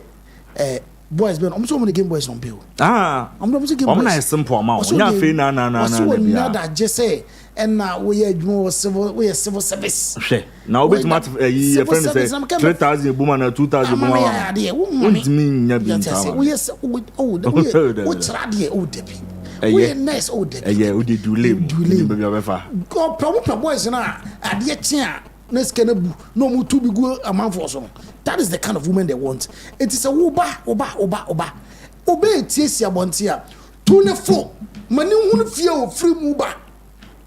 Mani hu se me bai efia wo free mu no wonim wonim ebi ni ho hwe ebi ni ho me o fa se me o ka kire me o so otu kwa na ko me na wabra me no na o ka nzo o ko ndi o kwa ko bobre o wie no ka ai ko si me hwe onsem e no hwe ni o me wachi Oh, say na dey na also hwe ni ho no say ha. Won hu say yam say hwe ni ho. Na hu say chi hwe no. Ebusuan na sa na tie. Eti wo kɔ no, unya police case a me ntimi meyu. Yeah. Wo kɔ no ko fa asɛm a. Wan and wo say hwe ni ho. Eti wa. E kwan ya be fa so abaye hwe no. Was it yo me see su ba krom se be bɔ me bra no. Over 30 years in no. Me nya asɛm da. No no. Aso ka kyɛ me nya asɛm da. No. Because me kaya no hu say ofa bi ni ho. Dabi. Anaso me nana me pap the baby ni ho. Eti I am everything na me do no. Me ni obi nya asem na me di biem kura na ma twe asan. Because obi ni wo ni kwan na den. Obi ni ho. Yen tu ye manefo. Se ye tu o mofo anko me hu se kakra de be mo be so o mani. Kwaku ye tu ye manefo. Ni ye mane kasa. Ye mama ye mama no kwa de na ye je o mo pa mo. But o mo kura na e problem no. Serious problem. Because o mo ne kofa no de ba be kan manfo ma. Yen tu ye manefo. Ye problem no. Yen kasa nkyere ye man yen kasa nkyere o mo. Yen kasa nkyere o mo. No bolo mo so no nanfo no mo kasa na fanful ni doso. Omo no de omo ne didi no. Fanful ni doso obolo mo. Omo na chele no. Omo chele se na wa kwa jiska no. Yeah. Kwa ye ne man nkasa. Ye ne man nkasa. Wu se obaba ya we drew stage bi. Me bayi. Me baby o drew dem hu se ase me master tea free. Chele trase. Wona ne nkasa. Ne man hu se kakran na ye bidi no. Eye better. Eye far better than say obi be no ne wa kwaje won kwa free life foolishly avoidable death a wode be brew ye ne man nkasa na ye man ye ne omun nkasa. There is no competition in life. No abrabo no competition nim competition dey way eni ba bia the last we became say na omo de no ehun so de no competition and we atoka we na we chama we sa me Range Rover na papa che we de no ye ma o man ntiase ma ba ntiase se ewiase no obreku kranko na akoko kranko mo ntiase se abrabo no etis pace obia ne de enwiase na ye won se what o ma ba tisase na se obehu se enye obia na ba wiase benya despite sika bi enye obia na ba wiase ba benya sika se kwaku oten wo Ghana enye obia na ba school mo ba benya sika ni so Ibrahim ama ma ba ntiase kakra obenya na ni be so ye ne ye man nkasa ye ma ye man ntiase se efie di obenya be so wani na ye na nhyira kasa wa adwumaden mu ye kan kire ma mema no as say Ghana mema nyin boys ni nyin nada ni game boys ni nyin nana na munuro so boys ni nyin nana na munuro so are dia sama e dia na si ya bo pin se within 1 year wa nyeska be wu ara BBS ara kwa BBS na mente ara supreme hwe ya afi we nkwa wie no wo ya brantie no wa ento Range Rover bibi ye be chewa na ya ni nyanza wo from na edin se IGP start cheche ara supreme say no pa yenye social experiment assemble crane o pa ye ntinsi abonte yenye social experiment na wo kan asem na em de pa Gen for guests in boys na de en control mo say ye modin bit say Francisco Otin omunim no ye nka say between Francisco Otin na ye mo omu favorite Snapchat influencer ye nka say why no person me yet so no who the number of guests who see some because some person yet say again now ye Snapchat influencer so no munim no Francisco Otin on tin din da Kwaku, the problem now in society no, and where we are heading to no, dangerous. Social media no one especially. Social media now abaning no, ama some sort of biaba. Akoba say was say o dressing. Yes. We person me wig he me to 5,000. Akora no ni wi aso ba onye adwuma da afi no ss 2 o pesa wig ni biase o pesa wig ni biase o be fa wo na wo nto ma no game boy no ni do this guy o be to ma no onu so nya to pe afi onim so onu o ye o ma to wig 5,000 amount ada so ye me dey no be tia ye na be mo be ba club ho be ball kon achi aka tro se be si kofi because one hwe yeah na ho ye ko no betima je phone no na phone no afo betima be je no dey ato aburam owia because of say ato from am kwakwa no dey o ya nya careful ne ya me ni ankone entutu ya na mo nsi ya kwakwa problem ya be kwakwa fa ba generation we ye nwura 2035 no na e dangerous o because there is this aggressiveness to be rich at all cost irrespective of consequences irrespective of omon found be scan free o eno na ehu no kwaku eno na ehu no boys need chesiska say boys need chesiska the appetite to be rich need too much kwaku first no who so be da bensi ma ho papa who say bensi na bia na see you no kra me kai no me tie na speech bi mrebi wo say omoye ne say a life achievement beka etu obi anya wabobra wonya be 55 no it's matter pension no na wonya bensi bi o ne ka keto bi sifia it bensi ne ye wona abusua ni pia fa ha o maybe no wato bensi se nkora no minimum bi an bensi crash 2 days later to foforo wakra 2 days no ko say we panyini na to bensi we be gina buza adwene police for be gina adwene so we game boy yeah o so bi at bensi say say na adru o mu gina bensi no mo o mu gina bensi o mu gina so be na game boy so papa bi na abobra ton bensi papa bra wa bon 40 years no mo bi e to papa ka wo da mu pese wo da bi ne if you are free no bicycle na bike impo it is a wo tutu anamo a hu ba bi free hwebachi yentete ye ma no yenhwe ye ma ye nim say den ye nim say Ghana den ye nim say wiase den kwakwa hwe because of the social stress and pressure no one hwe mo ni nkoma no one hwe you won't pay much attention to your kids whatever ba won so na age wonsam metie ne na asembia na obi ka kire me I read a post about him, Kobby no. Yeah. On one other for portfolio. What's one in another them?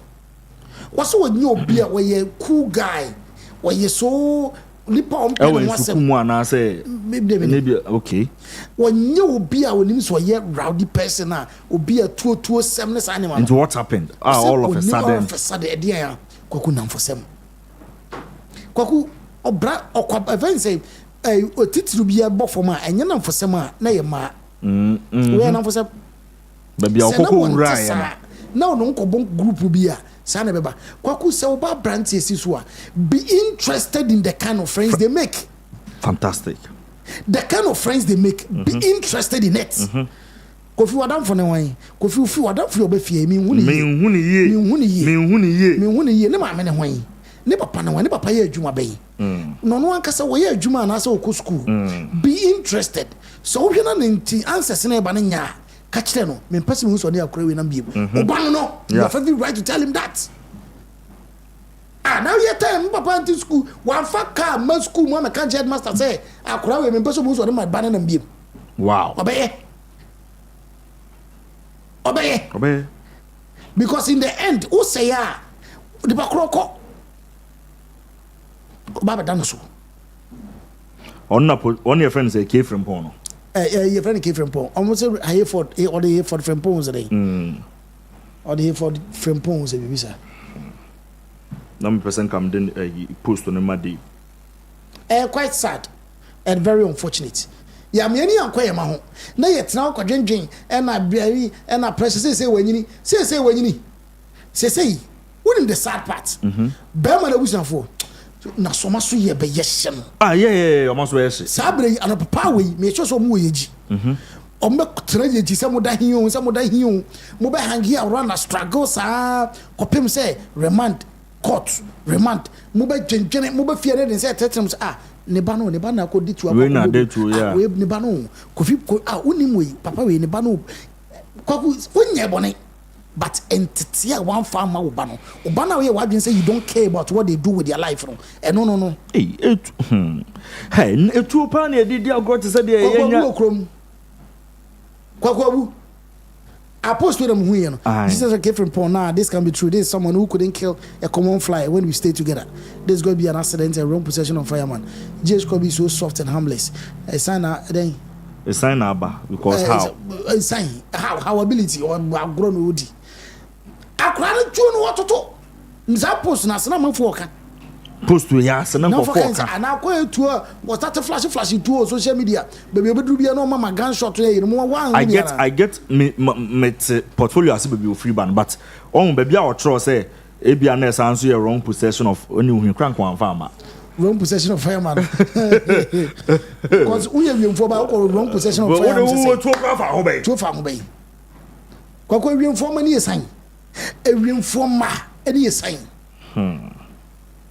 oba fefefe ona ekono next time oba tena fi oba wadwuma ma na akoye adwuma de abehwe kwakwa ya me ani ankon ne da ne ye ma no bank ni e se de man na da ne ye dwetire ye de man na da ne business a se na be wie de be ba ni ye be ma man na akono mo de abane age na no ho ye de see ya mi u ke frem pon ache o de o aka che no so o mesra me sa ne mane ma no abatan ba se boning oba na adwen se wo twe no wo fi ke frem pon ho kra no o wa na oba na ke frem pon ho mi hu na che na nsi obesra wa che aka che no se mi se aya wo mra mesra me abase bone no bi no na compound houses ni bebre kra ho a adwo ma no de bia okoba one ne boy okoba mo ye no ma bibi nso de bi betwa ne baba mpoa eti wo tu hu ye wo sora na wo hyehyɛ dem de bi o mo koba no hu wo sora wo hyehyɛ dem wo betwa mpoa ye tu ye manfo ye ma no hu se seketua bi no ye sekete wesi yes le dodo wura ye ma ye ni so ye ma no ye ma ye ma no hu se they personally o mo personality ni hia yen eye de o mo de bebre menim ye obi ana o se friend papa in her early 20s be a friend papa na friend ma me so pesca na wo baby when na do so friend me pesca o me ho e dey na ntuni boy ne ba onko pesca no enemre uni boy no aka na sa atro no aka to no onko pesca no enemre no uni boy onko pesca no enemre so onko no boy o it's quite unfortunate yes so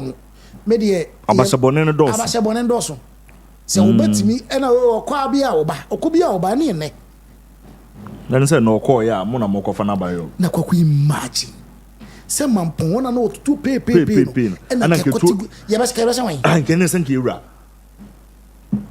ya ba ana ke alenke akosi ba bibe na ide ahye ura se aha to nse asi wa man boys na kotututuo na bia ko kama fo kere be hye no eso na wo ba na wo to wonom na wa mo ani anko no ho ye to tututuo na wontuo ne fo no na nka wo nsim ka de ore ko fa ba asman ko fa ba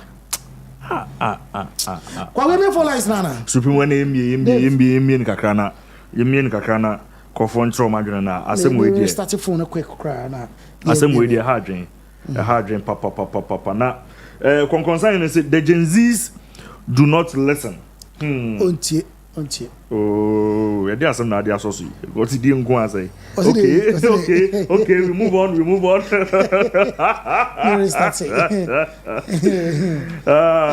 kusia it's very very sad hana crazy in the ultimate sentence na kan yemo so Rooney infants in so Facebook or say said the sika kone de guess nem person be adwuma ne de wan hwe a ombekunkum omo say ya kwakwa mo person be adwuma omo easy life pa easy life na awuro Dixon say susumane how na said we esi abre no wan hwe ade akora we hu kra no akonya kompo Dixon smasher o Facebook on so kasa o hu obolo no ere we yare no obolo pressure baby na drone because they no see pantene na ehu o me fu yes I say ombegu hospital say dey see pin obolo obolo say is think obolo dwane but obolo speed ya here ntina o say so obolo say dey baba obolo from fully no one kan kire no so ohun omna bocha ma ho ba no omna enjoy no for numbers to so 0593025576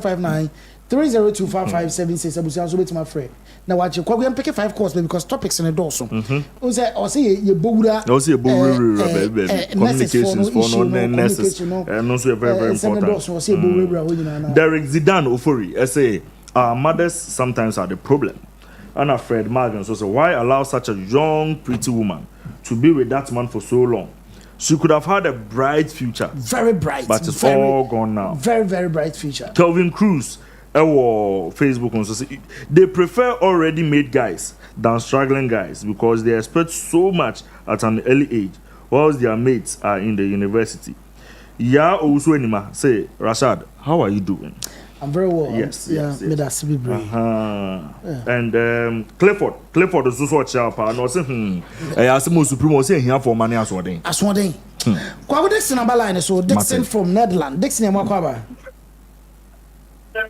Supreme for Joseph na what to say. Nyame adome ho ye na so e. Che enen kra na ba ni de be yo mo ani. Abi mfon kra no mo mpeye. Oh, debi. Hwe. Ana awofo no so tema mo kan awofo asana ye me de. Na me de to obi. Me to ni free obi o te betena sunwane. Me no na te sunwane. Ana konto ba me free oba. One day me wanna me my friend so I could to get na feel. Adanya again. On one voice na Let's koi to koi. After na dru bia na asem na nkasa so. Asem na de no na koi. Yeah, on some free. That's not a friend. That's a friend. A drube be more than. Yeah, on some. And it's a koi. Nana said, I say these are some of the results of quick money and unnecessary competition on social media platforms. But have you heard said another way? And 11th Wednesday. Over the weekend, so there was accident to Accra. Boys, we no make I yes. Yeah, me no. Ebia no. Na Bako Gh in chain. Bako Gh so my club we na Parental, you know, whole weekend. Yes, so me and some me Game Boys me Game Boys for me you see the same car. Game Boys for me bit piaka no. And a Game Boy for me no. O me da kwhye o gen no te achi no. Da me and say na pa o ma wo wa. That's in yankwa. Let me say. Me mother friend me say okotuge na frifie na me de ne betra mu na. Na ni problem na ne say since me de get ne betra fie ho me fie Ghana no. Get any parents and show any concern some people be akra ne teda. So meaning say ya ton akra na mama na say den. Akra me nye no ho de. So she want the parents to know say omoba no so sombo. So omo ma hwe ne chi akwan akra ron ko. And you mama no go two girl ni free fio. Yeah, and yes again about Jamana and so I BBO. Because again push me for and show in the attempt some of her say mathematical free band because I some pass see yeah. I'm not trinity.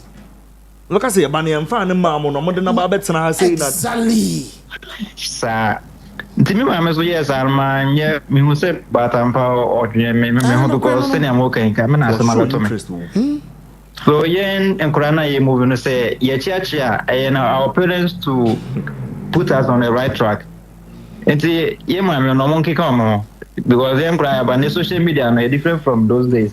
Different entirely different. You know, yeah, and it's tetanonti the no the mom any ye de nyepe.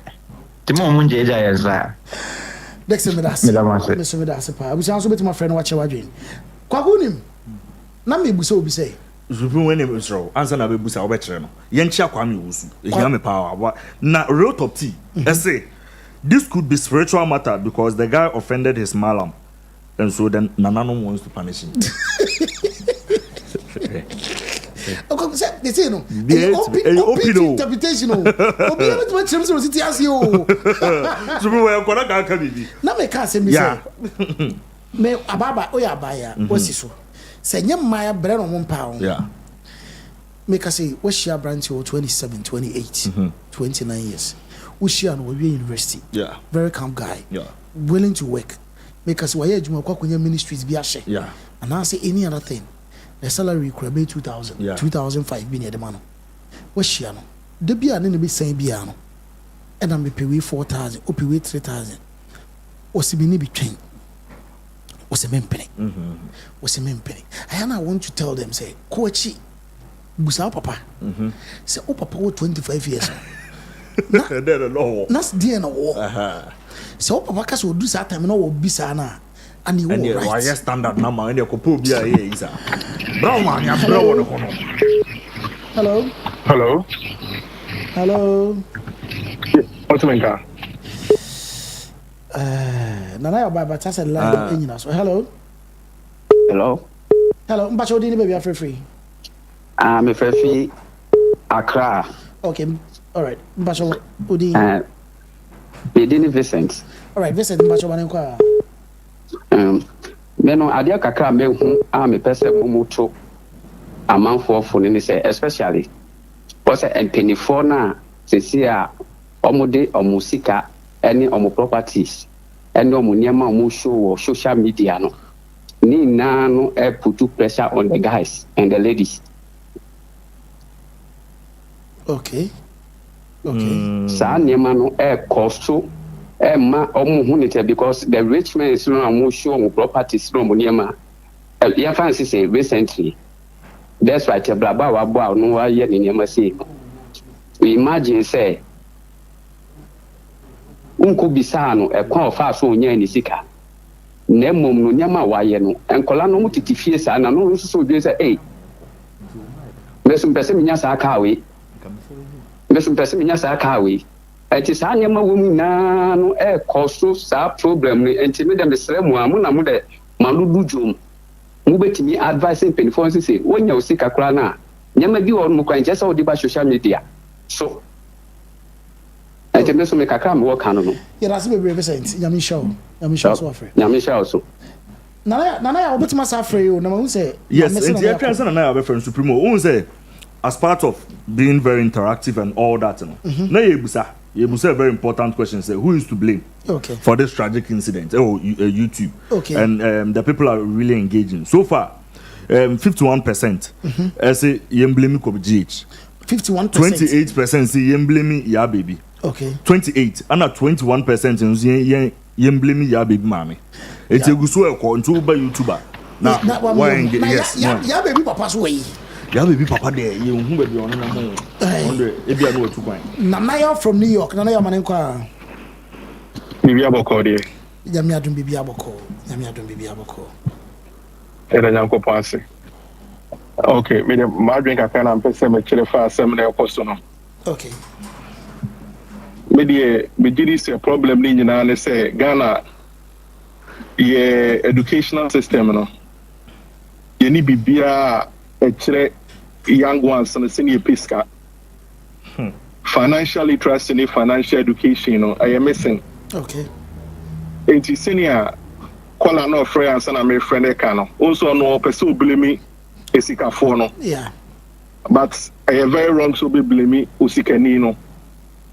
Every Usikanini they were brain when you Nisika. Yeah. And I said be Ubian Fanem court me and can say a chronusika.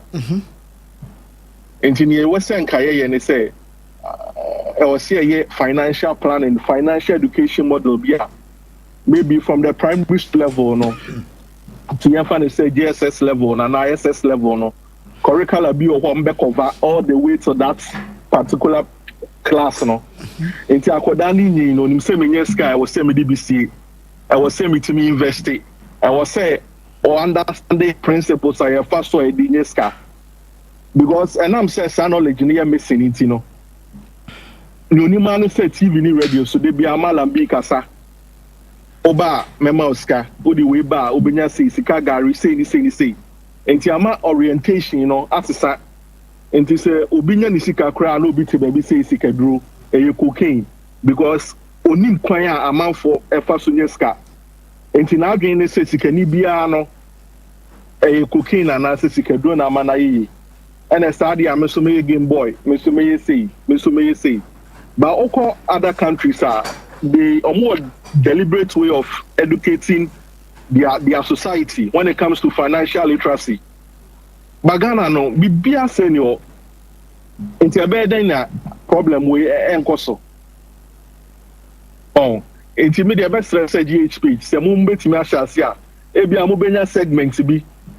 Maybe a Kobby Road money or more keka exactly mode Kobby Road money crew money at Iskafona Basso oh no more church him singing say last time na cross or port review Ghana near there no actually quite of fast so yeah no oh na mouthful sa gabe 9 segments okay oh na mouthful so share bibi okay nti ma dwen kira no na yo da se bebre da se pa ba enye ahomaso se nya ahomaso enenya adwene ne wo foma despite 63 and 64 yeah despite 65 abo de bra abia museum na wo 22 wo se top pressure man how bibi jejo kwaku how dem top pressure dem out dem despite dem like how you know and love and then jira he oh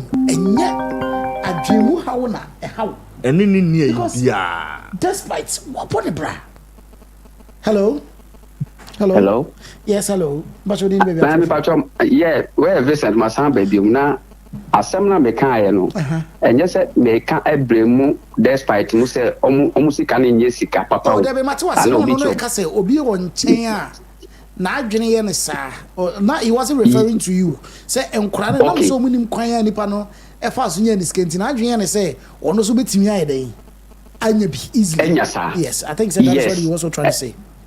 Okay, your car was very fantastic. She said you all can. She said, I see a strong, a quiet fast way, your physical. She said you all can see so bit much. She shares our program. Now my bet and Kolani saying Sika, your physical, and I can also be what the Ghana is true.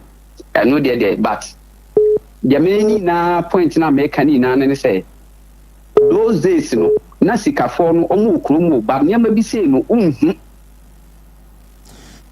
But you see, no social media na kwa kubie no man be so amman kolani na dwe yo say e da hofete sa.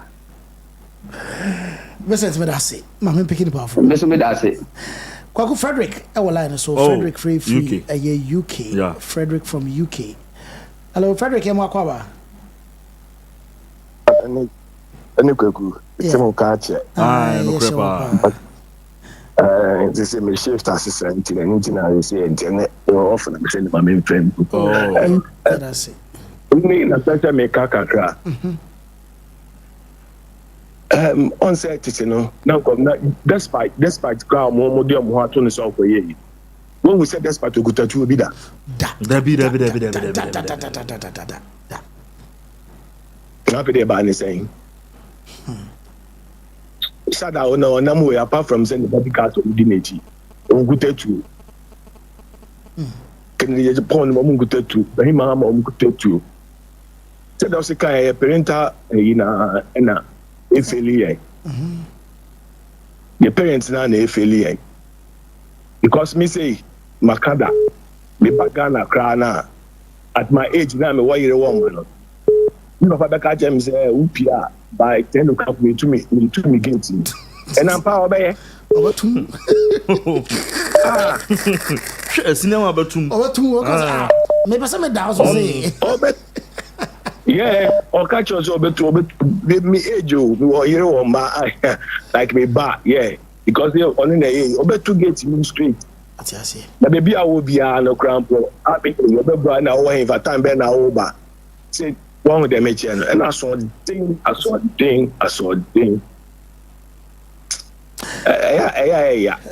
Yeah, because time who be say Rashad do put myself here Juma.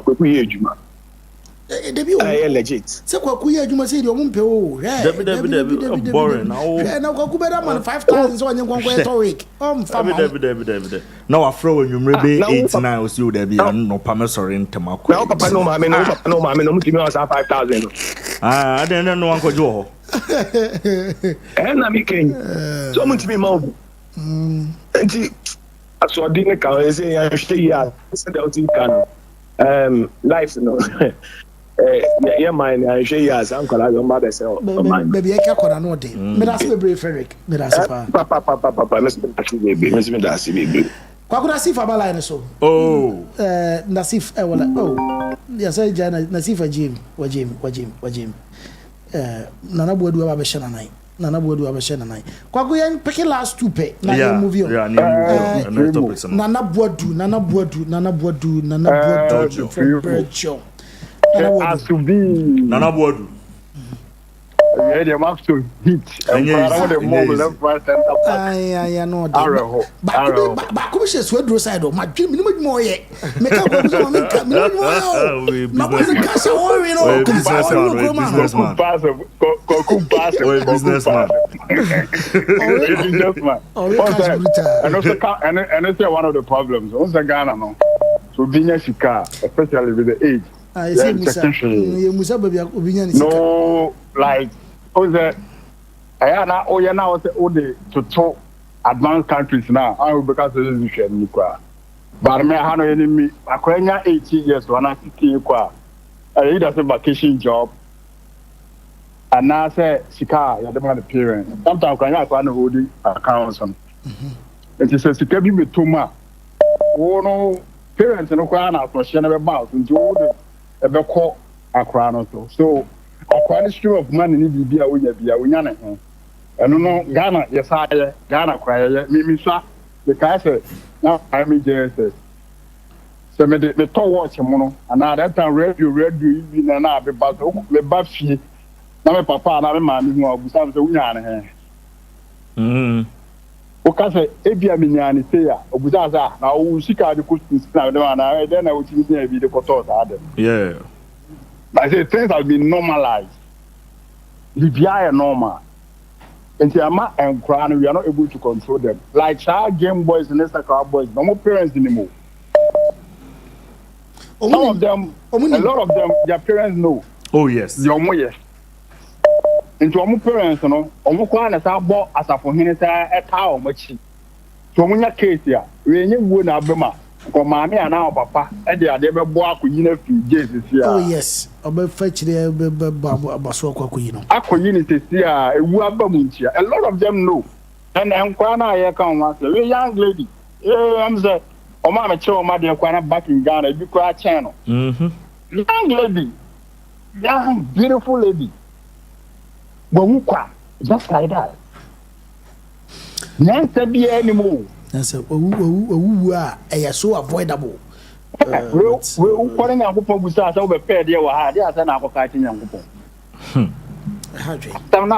So it's about time. I say a future cannot be in a GhPage, Modian man at the right of future. Parents, they may name conquer. But I see them found Mammy now, and the customer can make most of over Kasama, a behavior. I meant to send you. Kobby Road Abaline so. Kobby Road Abaline so. Pepeke Kobby Road no. Akwa kushimu. Mepeke Kobby Road no. Akushimu. Kwagu Supremo. Yeah, go so peke 1 or 2 3 calls we na. Yeah, akọ ya nim na chese ye de wie. Ye wie bebo renaissance for na kokodi kom. Na kwagu there's this new game issue bi aba. Na me last time say you can was ma. Me chire ma chire ye nua no mo abuchire na obi ade ani ada ho. Se na be ya ani da ho de. Hello. Hello, kwagu obi abala ni so. Obi also yes. Obi also. Me ba short yenka. Yeah, Rashad say Yani. Yeah, oh, Yani me wanna cast watch any. Oh. Yeah, mo kwa na ho ye. Me ho ye pa na mo so e. Nyame adom yes ye ho ye pa. Ya ma ne kwa. Yeah. And the social media no so come. I am a man kora no money graduate too much. Any breno. Any breno doso. And I feel so anyone na ye show no e doso dodo. And you know I say let me say because of TikTok near the uncle get and rush. We there a video there me shot small girl. The way one run or some pull out pull it on here the application one. And to sign am away na idea additional Ghana for ye dey train ba. What I say. And see I think say sign am na yo mo ye TikTok near the anyway no e do something. And you do wa. Esa ye kasa mo na nyame bia emboa no ye jai na esen one too much and then obi our secondary school the boys by 4 to 5 ankrabone ukota so atwo mbesi atwa no ni na ye cheche ne our parents no so say sisa na nyama isi tupu say ye ne ye man tina ho no ye hwe omuso so na nyama bi omo ye ne ade na anya ebeti ye ne na ye na ngolani ni ya me da se bebre me da se pa na oh ya kaya be kan se mi na mayi we free line so line so she mo se Kobby Road so aba line so na ye nya last 2 calls and I say ya wrap here because it too cry hello Kobby Road that's the primo Kobby Road now where there Ken Asu-B the Ghanaian scientist Rashad me adumo janka crack rather than Kobby manenkwa Rashad me de kakra mpesa me kan say we me mfa nkwohye school say yen chichi bibia wo school ne ade bia two institutions ya fairly the family the first and the second year church and then your mosque no Rash can it na ne kwa asore na enema bia no mo de church no sa ne ma we na ntimi nyo Enka issue we buy no the first person e be ya na say okwa asore be at the moment be go church no hwi no once every church na chance here 80 matters up but in the pulpit na ke the church morality no and the pulpit na than the politics ena we na be we ni aba the same puppet in the dada sikama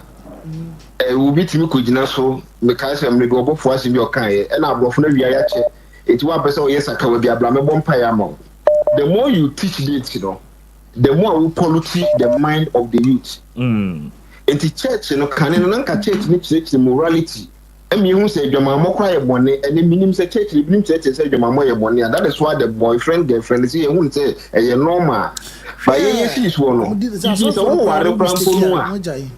Masa, ye church of Christ na ye ko no ware na ye hu so no oba no wo do sakura so nisi sipen a awale na so for no muma o what you say but no a normal my boyfriend ni my girlfriend ni na ti asore dem et church na feel in the first place because the church na kontokwa on social media grad that in betras no do ma me twa papa twa o papa kote ni di mami enka edisanya ma we na ma na youth no because me dey say enka church no ni Quran no mosque no and also enka church ni ma we. And the second thing is the family. Right, and then I call you a bush way. And you say you're okay, 21-year girl. What was on and came be a dinner, 21-year girl. On the Cobama BD. Emma BD, 21-year girl. Can you be as I be and Cafe University? And then I'll be in Kuku University, the owner and Cobama on your BD. So that's a family no, I say, and the family church, you may be family no. I mean, the name of me brewa. You say a man is a Mujimbi. Okay, I say, I collect the iPhone 15 Pro Max. My man on Automan, who done here. Omusano after 15 Pro Max, the me top plot to Ghana. Woman, my name will grab on one as I said that. Obakuta 15 Pro Max when you so you need the moral right to ask. It is someone the question says to cool being and quite lecture. A quite fast we see who's the cameras are more high. Monka Sanchela grad and a church in Pentecost.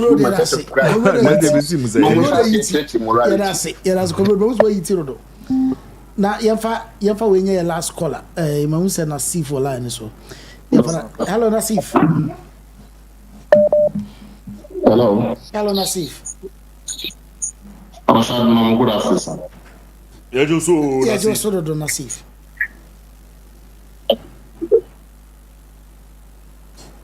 Hello, Nasif. Well, I know. You're entering. I'm patron coming to say. Yeah, me adumi ho pa Nasif. Facebook le nye juma na. Ayo live. Ejina so gidi pa. Feel la Monday ni na ma check so. Monday dey e come ampon ye kwa yie. Okay. There are two group ni mkra. Me nko. Yo, Rashad. Wọ́n sẹ́ adé a esisisi mi a meti hó ẹ̀yẹ́ mi wọ́n wa. Wọ́n sẹ́ ẹ̀brẹ́ náà abẹ́rẹ́ nyina mi ta ẹ̀ka tẹ̀ mi sẹ́ sẹ́yẹsẹ́ ẹnibie na aba. Anambua. Ẹnibie the year of enlightenment ẹnibie mbere mu. Sẹ́sẹ́ obi ẹ̀ka obi ba ho ase ẹ̀ma ni yẹ yie. Dẹbi. Obi ntumi mbu obi ba ẹ̀ma ni yẹ yie. But nebe sino Rashad so let's need here inya yo on se first se bi ye nananom ye so mo jimi anase se bi ye so wo mo bre na enya ne bi embra na be boa jimi bre ero sa je we Davida ndam nementa me ka se me enya mo wa asama esie nyinara no Bible aka Quran nso aka ama ya ti ase so ase se peni bi na ye say obi na post ni sika obi na say Rashad na nyina re esisi esi we ohwe Rashad na me kan se ye mpenu fo no sore na wo munjina na ense ko back to yechi ye na no mo mbre so me just ye bie enibie e wa hin Rashad enibie se enibie ko e se dia da service na jimi yo campus on faso kwa sesa de we. Oh yes. Wenye enibie se militio e bia na last week o sese o okume no asema ko kan yi aha ya de nyina na etwa bɔ no akwara ti bija peni e ma niye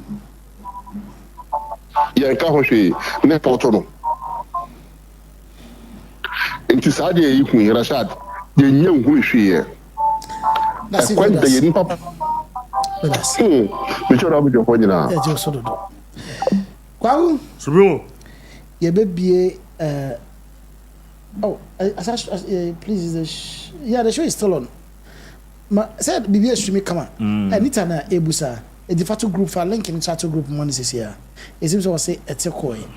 Crew of more than 2 times in chat one. Yes, remember Contokwa. Corona Missing come in pick a call be one. Crow day. Abasha me kon na kam se me pick call be. My grandson na my battle foul. Na kam me why is anke am pick call call be one. Who say that we see be We're the investigator supremo. and the prosecutor Asu-B from Massachusetts. We investigate and we are prosecuting. What is it?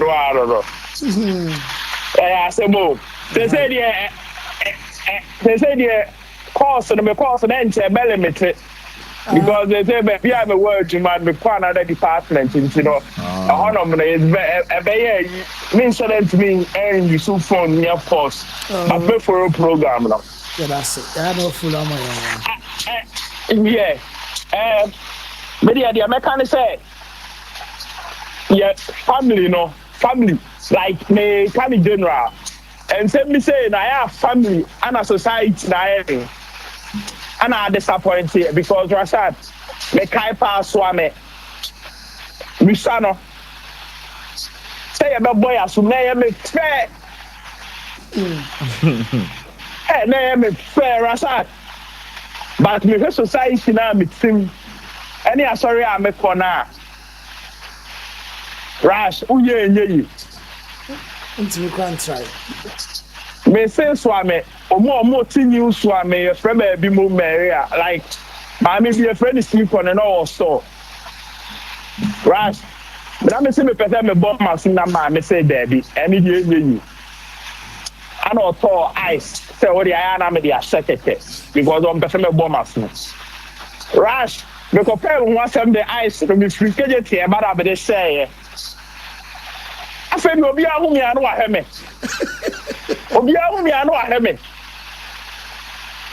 after me tell my man no hono na ma me hu me no frɛ me o say e dey tan na dey ahyɛ waso no o yɛ oba how you free waso tell me show say show obi ma men kan kyerɛ ma me men kan kyerɛ papa me am yi change e dey abo Rash free o man timi an hyɛ biem eti no adeɛ bi wɔ hɔ a society na ɛsɛ ɔmo de ɔmo na esi wɔ because parents ni bi wɔ hɔ a ɛnoma bi wɔ a yɛyɛ a na ɔmo fua so because yɛ ka emo yi okɔ fie a wakɔ yi bɛ 1,000 ama ɔmaame wiki biara eti ogyini ɔmaame ntumi nka yes eti nye society ni na bɛbɛ ma ɔmo ani ayɛ den wɔ no so sɛ wuyɛ sɛ yɛ mpene sɛ ni sɛ ya na akɔ ebi bia o but say no ene modern Ghana na aba ne yenka obi asem ogoko obi asem a na aye nsem pi etime de mesusu say boys na o ma baso na nsei na yehu o source of money no e say yokoyo o mo ho adwuma na o mo nya de ka ma untimi de yehu say so okoye say ni no nya ska no eti boys no so yokofu onwuram ne ehunu se adwuma we no mo ye ya o manya se scan de atoka no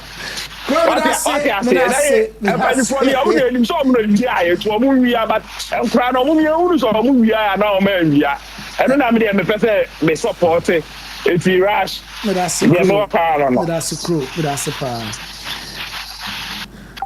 well Supremo it's sad very it's sad. sad.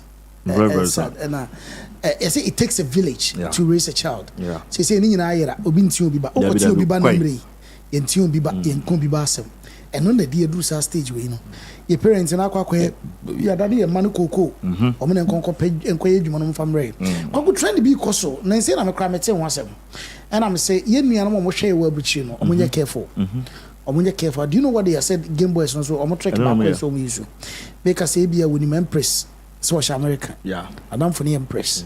Tidakro on my no Empress, menya Range Rover, me person me to Range Rover. I won't person wona auto now ship free home mommy. Okay. Nti no na Empress akase oh sir.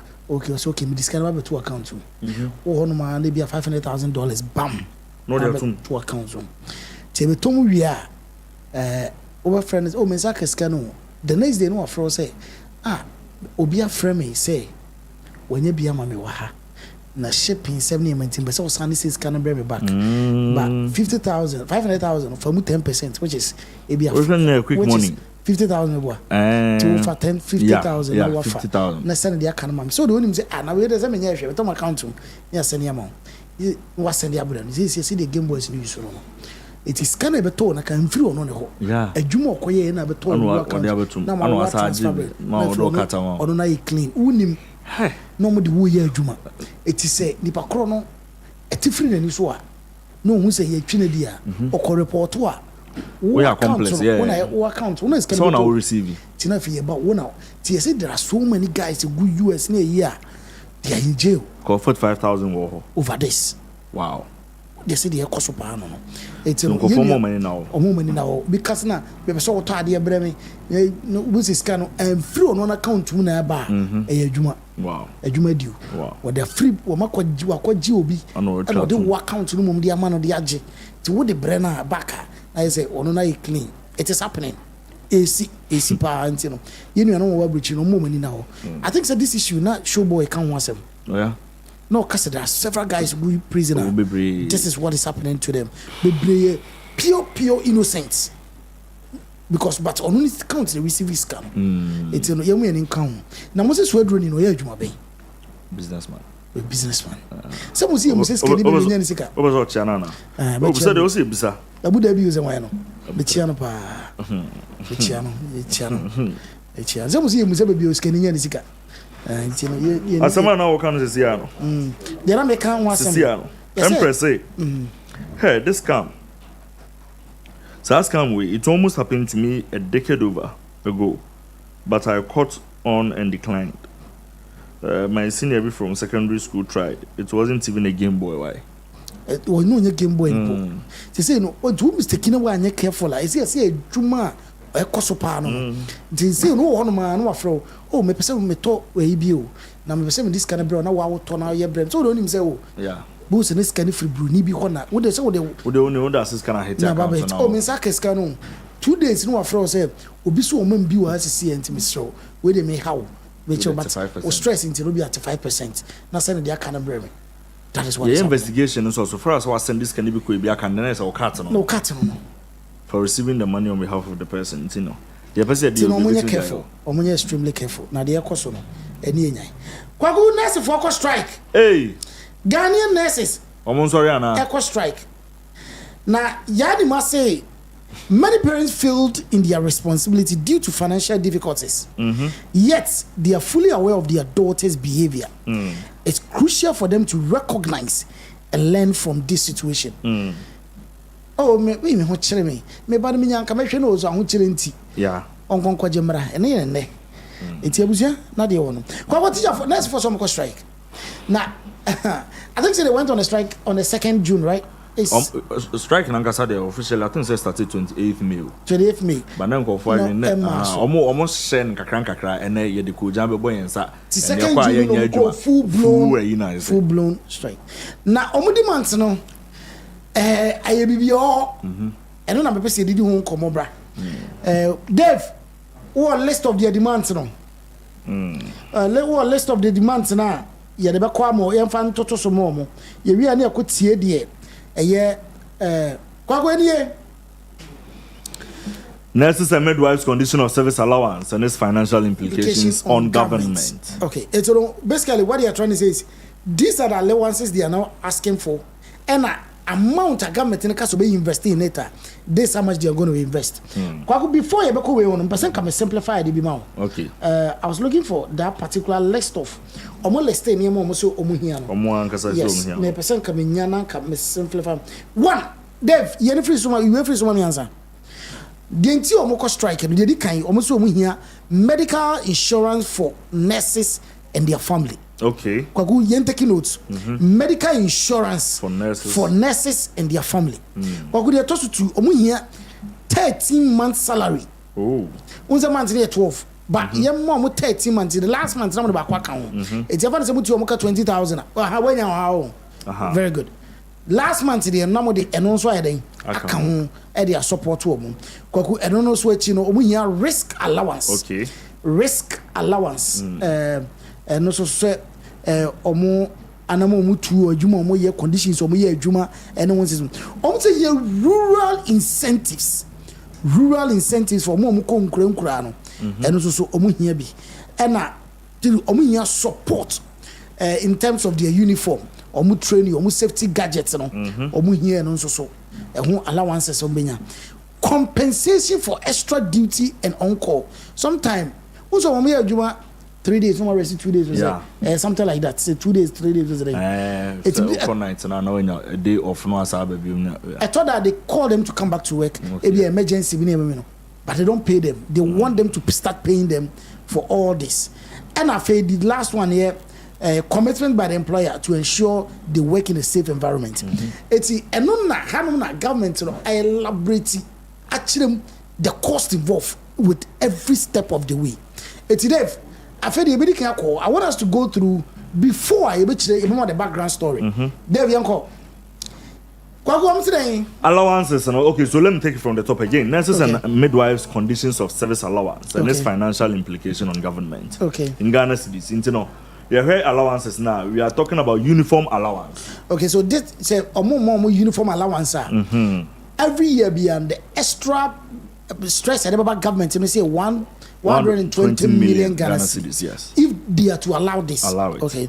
And then we are also looking at tools allowance. Tools allowance, and also they're saying 4.2 million Ghana cedis. 4.2 million extra every year. Okay. And additional duty allowance. Okay. Yeah. And also 48 million Ghana cedis. Okay.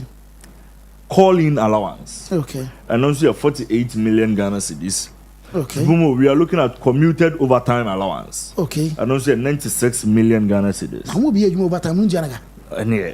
Okay. Permanent posting allowance. Okay. And also 1,440 million Ghana cedis. Okay. And temporary posting allowance. Okay. And also 1,100 million Ghana cedis. Okay.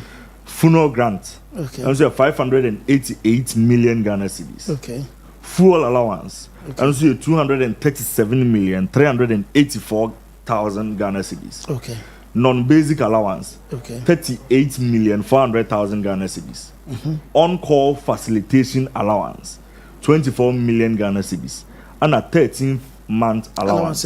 And so you have 480 million Ghana cedis. In all, no, Supremo, we are looking at 4.1 billion Ghana cedis.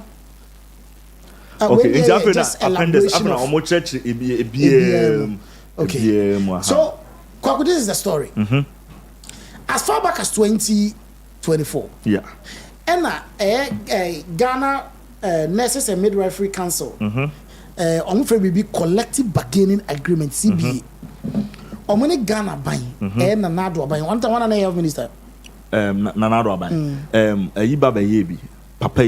Senior man ya COVID ho nsensem owo bono side ho na kaidi na mo kwatrase ansa na okuboy mu nyina be and they had an agreement say and no friend collective bargaining agreement omo ye discussion ye bi free di bi keka ye bi free no this was the agreement they had. Okay, say this is what we know you deserve and this is what we are going to give you. Okay.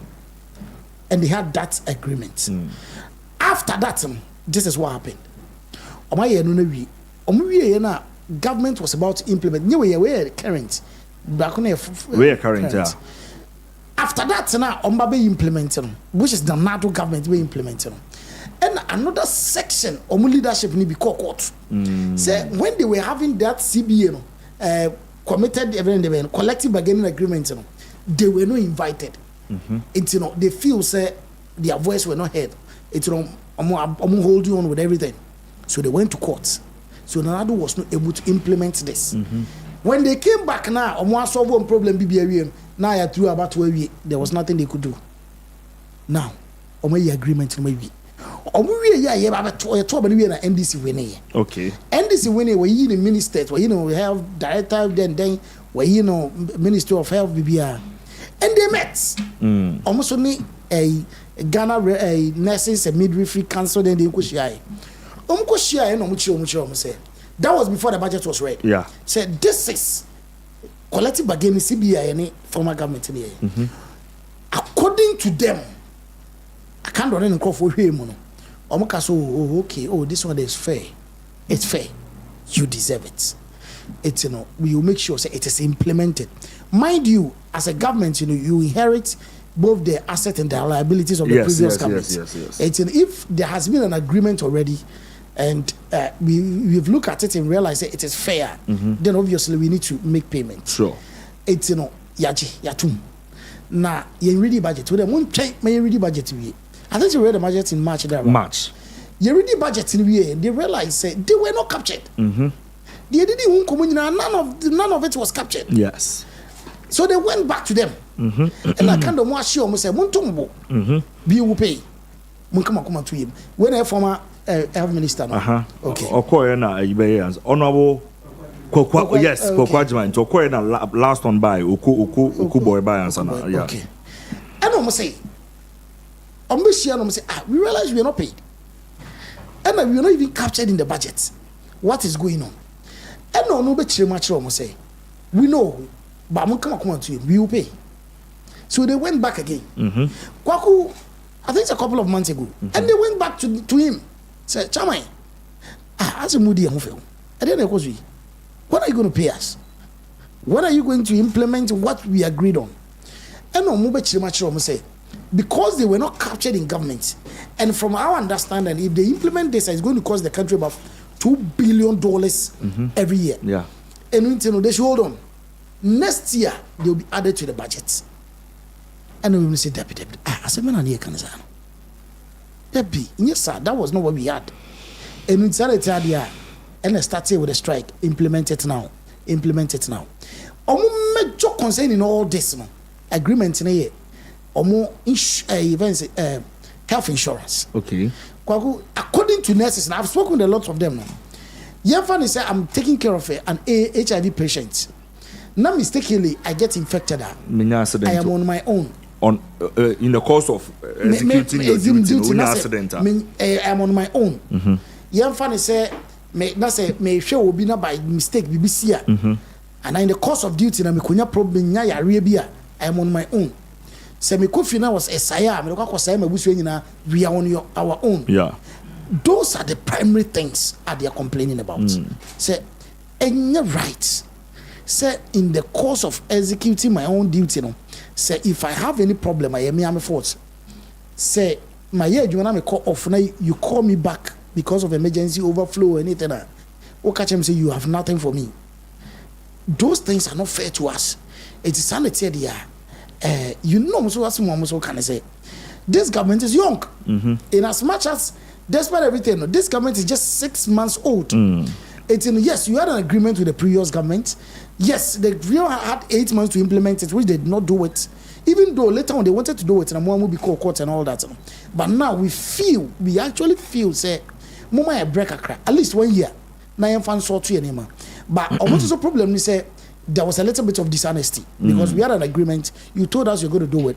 You told us that we will be captured in the budget, and we were never captured. Now, Perpetua Owusu, I think that's his name.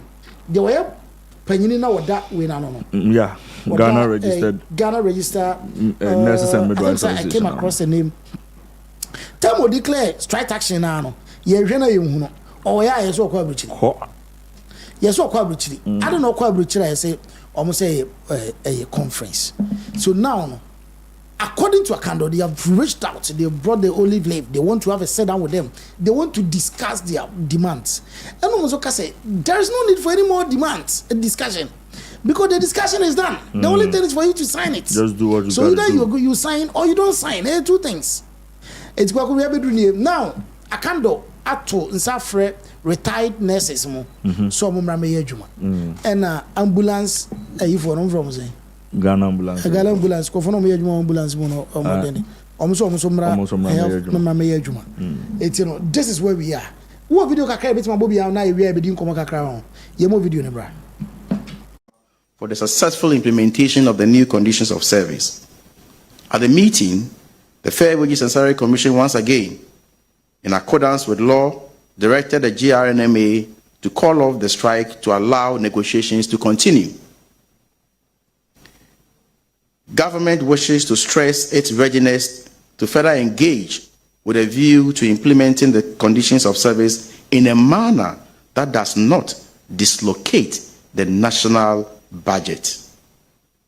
We wish to draw attention to the fact that the conditions of service under reference are not captured in the 2025 budget and will completely throw the economy off gear if implemented immediately in the manner it currently exists.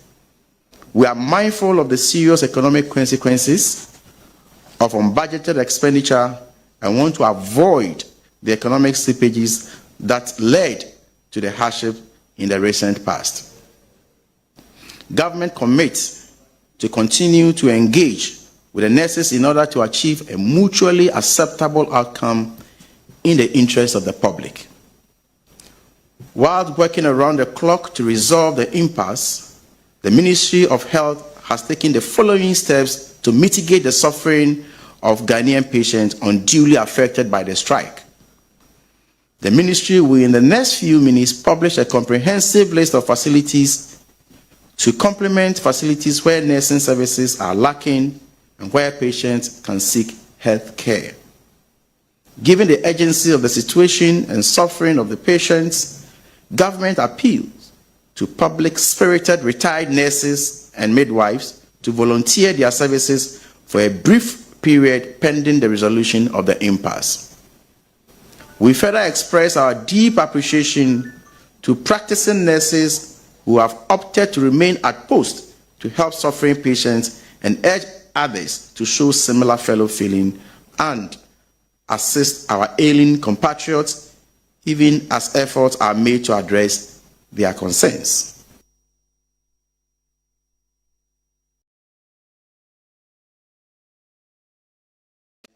And the suffering patients enduring, the ministry states emphatically that government appreciates the invaluable contributions of Ghanaian nurses and midwives to the development of the health sector. Government remains committed to the needed engagement that will lead to the approval and implementation of the new conditions of service for nurses and midwives. Accordingly, government has directed the Minister of Finance and the Fair Wages and Salary Commission to, as a matter of urgency, lead the development of a roadmap to ensure a smooth implementation of the process. Abusafo your program na we say no, but your news in brief kakra ye pese chip na ye di nkomo quick one before we come back to the next program no. Me wo Mama Pat Reverend Minister Mama Pat e wo line so a ene mo be kaya ene na o make appearance or court the person can need di hu nkomo kakra na ye hu de ekosi ye Mama Pat ye mo akwa Rashad, major muscle, I'm going to say. Nyami adom, ye hu ye pa. So, I remember really. Some ye, the Gazette pressure at all. No pressure. The Gazette no pressure. What's your fear? No, tantalizer. Like I said, the original Gazetted Empress. The noble prophetess of our time. Yamin first year back on Coffee.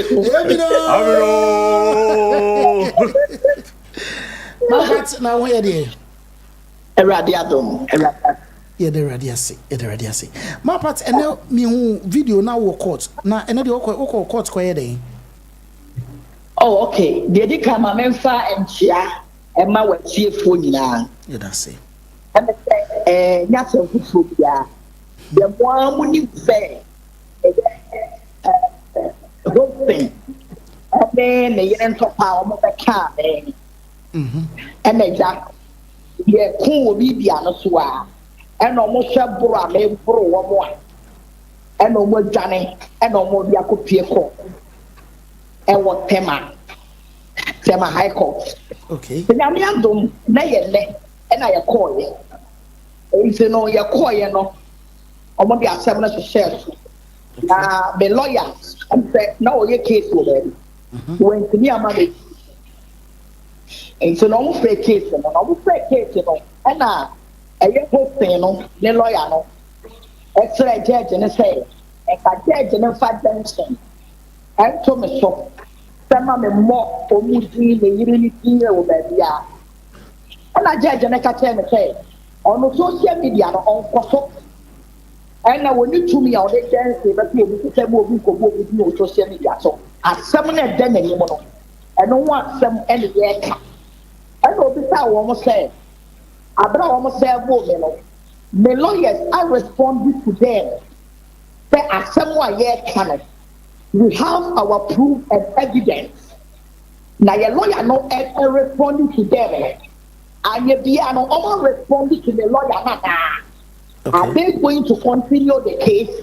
or maybe lawyer no are you not sure you know almost responding and the lawyer no so responding the lawyer na after the mirror and I watch through and they are believe it's judge ni bisa me say the lawyer Sa'Kana and the question to my lady there will be a responding will be not say a can believe bisa I can confidently say the lawyer no stand kind because the whole serve will be court tutor and also responder. You have to respond to the person more than 1 week before the court date. It is a nah, and Omar responded for the bail here. And then the lawyer may sure some men are kind. And a judge in the bizarre. Omo lawyer no pe aye bia no me lawyer ne Sa'Kana ana mo fi there e wo bailiff no ana judge ne say ye bailiff no famre me na men sign na men fa omo respond no en koma me lawyer no because me lawyer ne dey what dear to mo say the client no and yet defamation of character. It was fight. We can we yaka. It is almost the enemy makano. I have to prove it. They should challenge us. We will prove it. And you know, once all several the lawyer here, and then I maybe receive it, and I'm a sign, and I'm a friend lawyer said, or Hano Kremid because you're real case. Member office na me de pipa no abreno enti de si wo ho eno no wow mama deri ka na mo abaso wakokodro ene so na ho aye fe ene so de na wo sign pa na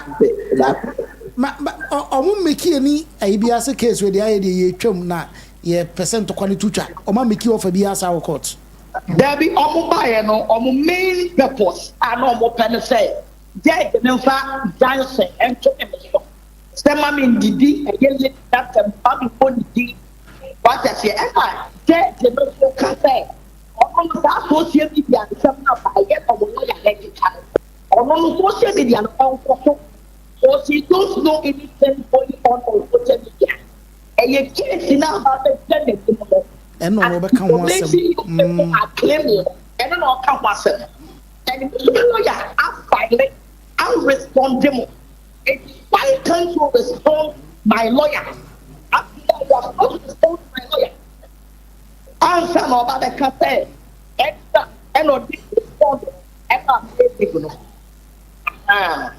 more part me kaya na say mo would let be babonti and what petition the IGP and the director say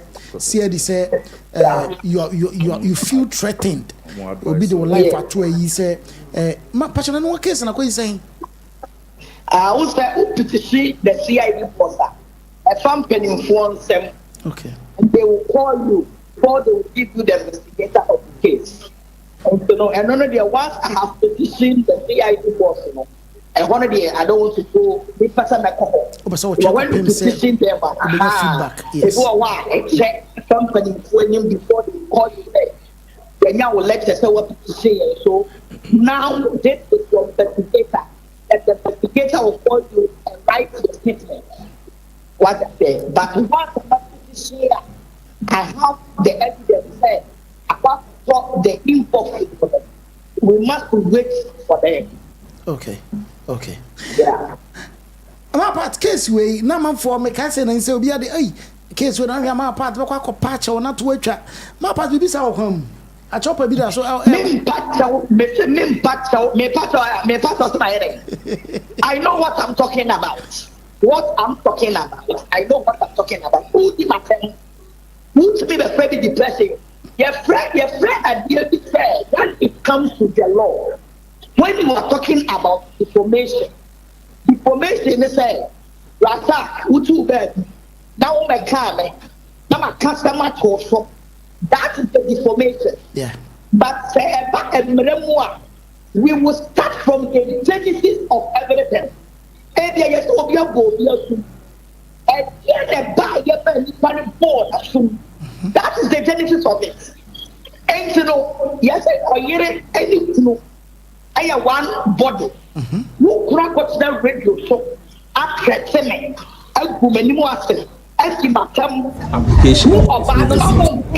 Yeah. Nothing. The friend is depressing. The friend is coming down there. And then you're not going to me. You're not down there. Why? One yet, man. Ghana for me, ain't you know a young papa, a fight and fight. Where you know a police station. I need you and fight. What was here? Ain't you know me because I have given them warning to report this case. But at the end of this case, they will receive discrimination. Mama Pat, Kwahu. Supremo. What be Mama Pat na? Oh, no co-prophetess. And one of them is out.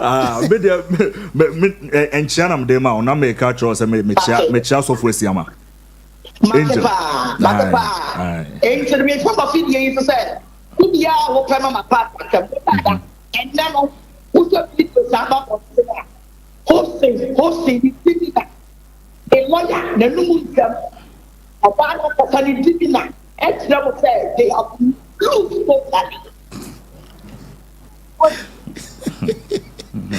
no co-pressure. Line up Ricky, line up drop it. Tamana e ka say na line no e ha dwen kakra.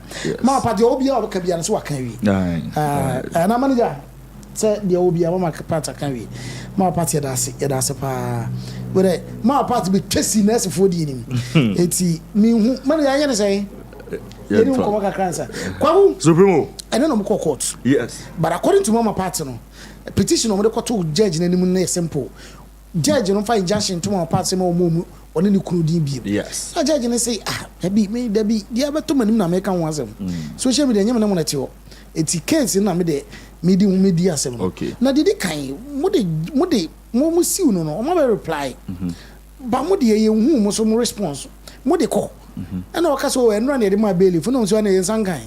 The bailiff for no we are not bailiff no each on the brain also Jacko lawyer. And I was sure not to phone it for say one deal for only original Ukojidi. Say, and yes, what in the baby I'm quite a kino. I am Tokonasi. Hey, I am Toka. And I sent Tokosia. And you have never cast about Kogo when you must. Yeah, met him baby no Ukunbekami. Ukunbekami, no, me you can and I wouldn't be shame. And I'm you one was my good massy. It's the other day, Michidi say me dibem. Michidi say me dib. It is open on my part as a man. What da. Dana be see it. We didn't want to come. See it. No co Sergio Ramos. No co Sergio Ramos. Supremo de Sergio Ramos. More part lawyers now. See, we say over the door because the suspense bro can lawyers now. More here, Milord.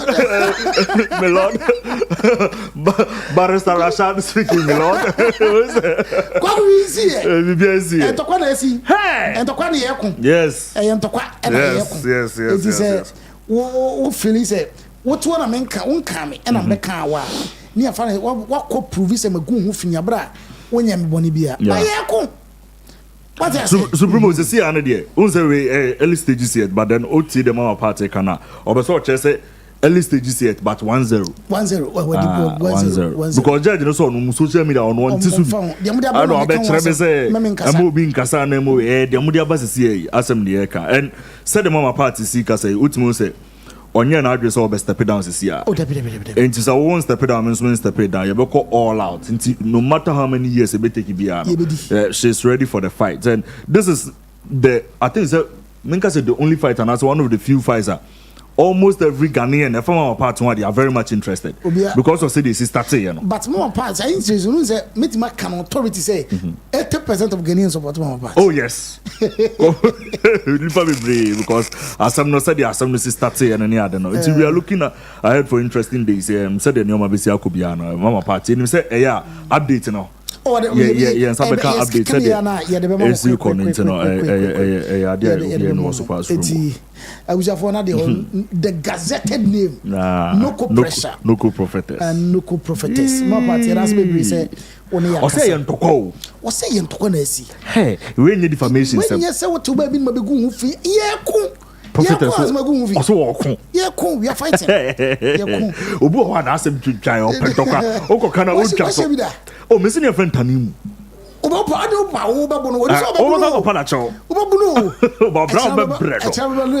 brown Adiabachi woni betino gina woni na wasabon wa be purchase obra eyemsro Tanimu o be da be so no gina obedo no na so babu me no na so anso anso ne so o to wonsa o be ko ba ta so Tanimu gina o be pie na ta o bo sisi no na so babu me no saadi ebedo ni me na o pa Tanimu acho Tanimu mesro da bi ku yo be pa acho bi ku mi Tienye. Tanimu pa no akokano. O be bre papa. Oh. E be do ke tan. Ntwada o. Tentai. O to le sada. O be buna na o bre. O be bre. O be bua o be bia wo de. E bia na me buy some patch. Yeah, ready be kwa kosi. Yeah. Enti abujafo na de won ma with a news in brief. Yeah. I dey be with the mama no. Kwa go back to the next thing. Yes. Near can for no wasem. Yeah. Now so video be the mommy. Okay, so Mose yabo Communica Minta Akando the video or church said the new situation on man budget for some many. I mean say they very ready. The same Communica Akando in opposition reacting to nurses. Okay. Yeah, cost strike on one sense. Say David me about mine. All right, David, every video number. The insensitivity and the irresponsibility of this government has become legendary. And so I think that when it comes to matters of health, the government must move with alacrity because it borders on the lives of the people. I am not going into the merits and the demerits of why they are going on strike at the moment. But any reasonable government will engage them and then plead with them whilst they are even at the negotiation table to go back to their hospitals or their facilities. And so, as a matter of urgency, I believe that government must respond to their call and make sure that these health workers are back to the hospital, because already we have a lot of challenges at the health facilities. They are leaving, in fact, they are fleeing from this country because of the economic conditions we find ourselves in. Now, when they take their salaries, they cannot buy anything with it. And so, in a matter of between 2021 to 2023, we have lost not less than 69,000 health workers in this country. And so today, if you go to the facilities, if you go to the hospitals, you wait for hours because there's hopelessness in the system, because there's so much hardship in the system. And that is what government must be responding to. And so for me, the Constitution guarantees every citizen the right to health care. And so they must respond to the needs of the lab. The insensitivity and the irresponsibility of this government has become legendary. And so I think that when it comes to matters of health, the government must move with alacrity because it borders on the lives of the people. I am not going into the merits and the demerits of why they are going on strike at the moment. But any reasonable government will engage them and then plead with them whilst they are even at the negotiation table to go back to their hospitals or their facilities. And so, as a matter of urgency, I believe that government must respond to their call and make sure that these health workers are back to the hospital, because already we have a lot of challenges at the health facilities. They are leaving, in fact, they are fleeing from this country because of the economic conditions we find ourselves in. Now, when they take their salaries, they cannot buy anything with it. And so in them, Kwaku Supremo, my question video number. So this was in opposition. Yes. Okay. So what is your position? It's then assessor. The assessor Supremo, remember the NSA. We can go into the nurses and all demands and no more penny a day. What I say, you bit me share, you bit me say it be a way overboard. You bit me so I say, oh, if you what they deserve and no man now almost more penny. Whichever way, Supremo, we are talking about the lives of the people. And you see all these hospitals around, they be quite without the nurses, it's very, very difficult for doctors to function. All right there, but now we are looking at doctors coming to the hospitals, taking vitals of patients, and then going back to the consulting room. Now for Masakwa, they also they are the engine of what I say. The entire health section. Supremo and Konfo prepare wounds for dressing. Are we expecting the doctors to go and then dress the wounds and then come back? Ambulance for minimum Ghana ambulance, yeah. There is a term for them.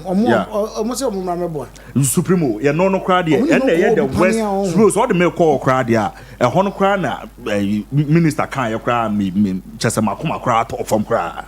Asamaba, that is why you are the Minister of Health. And I was what I say. Now let's find a way around it. But for a home minister to come and tell us, say 70-year-old nurse or no retirement, 80-year-old nurse or retirement, 65-year-old nurse or retirement, and some back in my what is he trying to tell us? Now, Supremo, what is he trying to tell us? But let's be fair. Fairness, these are people. I sympathize with the nurses. Yes. But some of their demands. And we are not going to go into the merits of the demands. It is up to him. That is why he is the manager at that place, that particular sector. So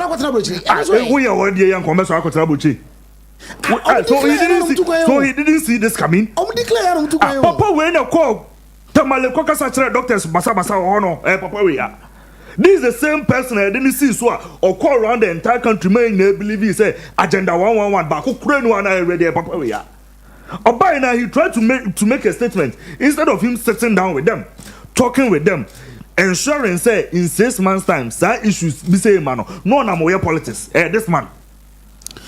He was focused on politics, focused on cameras, focused on people following him with cameras, and then trying to make the previous government so unpopular.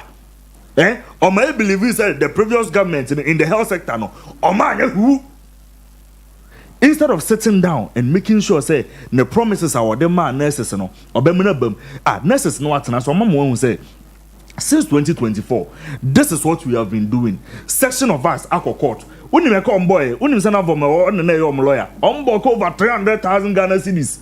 Lawyer charge you among one. Yet so the ban somewhere around 100,000 Ghana cedis. A call my bobo, I will court on Kwao.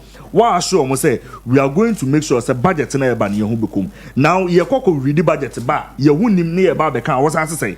Say and a boy a cassing. I think $2 billion. 80 days. A year until and budget. And you know, say it is part of Matnasi. There is an act. Or more Ankasano. I was say every 2 years be a necessary. Every 2 years be I was say no Matnasi. Now improve your normal conditions of service. Yes. Now all catch me say Mensa 2026. Meanwhile, then also I am 2024 because of court on 70 man. Oh, by my brief you. It's not as if me brief you, my brief you. It's also making sure say you trans in year and year. Say the baby 2026. None you was here no yet my. Now can you say 2026? The government is too young. The government is too young any day. 6 months is too young for you to start declaring Supremo. And no day. Unim say me no ka say rotational nurses. Omo a yebe ka say ibom national services. National service no sorry. This group of people are ngoma bomb me fresh. I'm paying 2 6 to 7 months. You 2 omoka. So can you go and tell those people so omo so mra me eduma. Ose shoko, you 2 omoka be 6 to 7 months ni. You 2 omoka. 6 months ni. Now by what you why you blaming me? By what you be? Every baby, there be free baby, Supremo. These guys are not making payments. Me say, Akando was busy doing politics when he came, putting cameras on him. Or kwa agenda 111 hospitals telling us say, Baku say, and you're ready. Yeah, call Parliament. Yeah, call Parliament. Or one way say, Baku you're ready. Free as a court family could disrespect doctors or wait man manage situations and wager way more. I promise say we must see a beya de na mamona ya ba na monye ne ye kana untimi nya na aka chem say 2026 meanwhile I was say 2024 then nkefa what do me call 2026 I mean say 2 years then e kabo mu and are you ready to backdate I think they read the budget in November thereabouts. I know Supreme yes Timun Cheney for we put you in the budget in November. There be no credit. Nipa obeka de natural nipa why na adwo obeya atro na nneom bi obeya mo ahu woni me ye no obe backdate e ka na akam ni na betu ama me ko bu so maka atro so betu ama mo a okay but what's the meaning to na member no Supremo what's the meaning to Supremo what's the meaning to meji atumu no e ka na akam no se meji tum na meye na afa ye ready budget na de maximum obetu ama mo se there be intimidated ma betrance say quick the me can say who am I going to have the conversation with more general conversation we've had series of conversations with me yes and no Supremo I'm sure 6 times good and then she na ye momo collective bargaining agreement among the previous government aye and the one so there ah o ka chere me say be budget mu a wa anya ma na amam unfortunately and me what come in front you cry dey say wa asem there unfortunately tie o cry dey say wa asem there nya a necessity yes to be honest nurses they shouldn't even go on strike yes they shouldn't. It's true. 2 to 3 weeks. Do you know what is happening at the hospitals? A whole lot of tragedy. Yes. Yankano sir. Supremo and this year some yaris is a hospital no mako. Very good. Man ya nurse and me wan chere me. Ebi so Supremo na minister am dey private hospital. What you say? But you see we are saying say eni say ye ma bibia ye agenda. Community kando honorable we come agenda oh she said the health minister is agenda sir my big na ho na me blame previous government hey me say ade a you Mahama buy why I am me fe pa no say because obi ma me baby ba ko pe ana mienu but to bon say dem go for we ko gina ha no be so the blame kwa energy minister di baby we ko gina ha no be so the blame kwa say health minister di baby Eja course some jobs minim so beba so won adwuma afa ye koso and this is how we are going to govern this particular nation see an so you feel say Akando is underperforming oh Supreme obi ayawe enyem na America obi ayawe and this is someone on record or in opposition or say government no handle health sector ni na or reckless and the kind of words he was using on them omo ntena so buy no matena 6 months dey na free buy and throw ni free buy kwakwe the American say o ka che abrewa eni akokora na otifie ni say ono na ensore mra na omo ba no kra no what's our more timelines okay mo ba be ye adwuma this number of days dey bia bitu aka 150 cedis and one say also omo me dey kwakwe ti asem the kwakwe problem ni me this is where I'm coming from are you punishing the citizens of Ghana who necessary punishing the Ghanaians because of health ministers and I say health ministries whatever's omo recklessness I say omo non-effectiveness and I'm punishing I think that they are not punishing anybody unfortunately omo line of duty and omo line of work no anytime on be man some because strike bia no yen na yen benefit enti no say yen na eti ye betima ka say more punishing however I was here agreement or because they are making certain demands. They are saying say in the course of executing their duty, say need the one also go to Yakano, Yaheno, which she feels say, and you're right, man, no warfare, and yet, like, and yet, and on what when I realize, I have for listening to me, what I say, when I realize, say, or one show, yes, I was shocked. And a bit more so, the day one chance, okay, the teacher news so can send me a man so a school, school, I'm almost a man so about when you risk a you can't. They are saying, say, your remote areas, and Kasa rural areas, and Kasa Ghana, say, it will be or say, young fans of Kumasi, greater Kumasi. The salary are all enjoy. I was said, you are also 5% of it in addition. It's in so be above for that's what did 2,000 Ghana cedis. The idea to a crash one on the motorbike. Echo Timiko accident or more be or many accident temporary prano. I also want to enjoy 5% on the 2,000 Ghana cedis. You know, the problem now.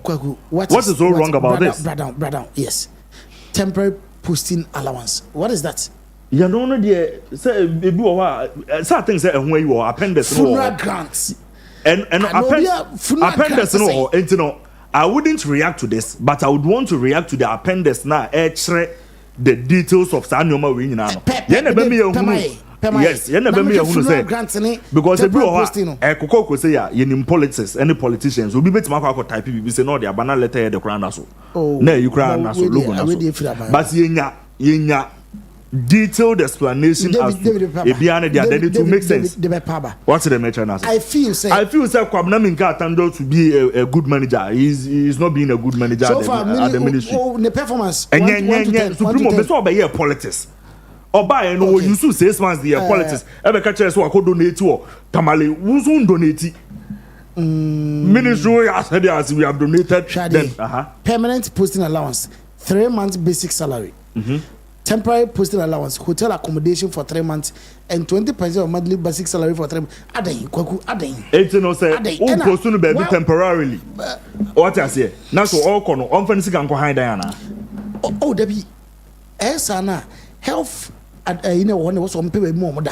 If I don't account, I was a government, it was a Ghana government, and also a program of Ghana Health Service. But if Semeba, that's a Ghana Health Service in Shemia. Penny for no madam, what do you think said they are going to do? And pressure so almost so we shouldn't act as if say my men or any call for the pressure new almost so. You know, so serious politics never so. No, Supremo, Cecilia Metier, Supremo, Cecilia Metier, you will your friend has anti Achemoso. Metier, minimum hobby, well, clean him hobby. Now, Gajan so on temporarily for 2 months. All corner.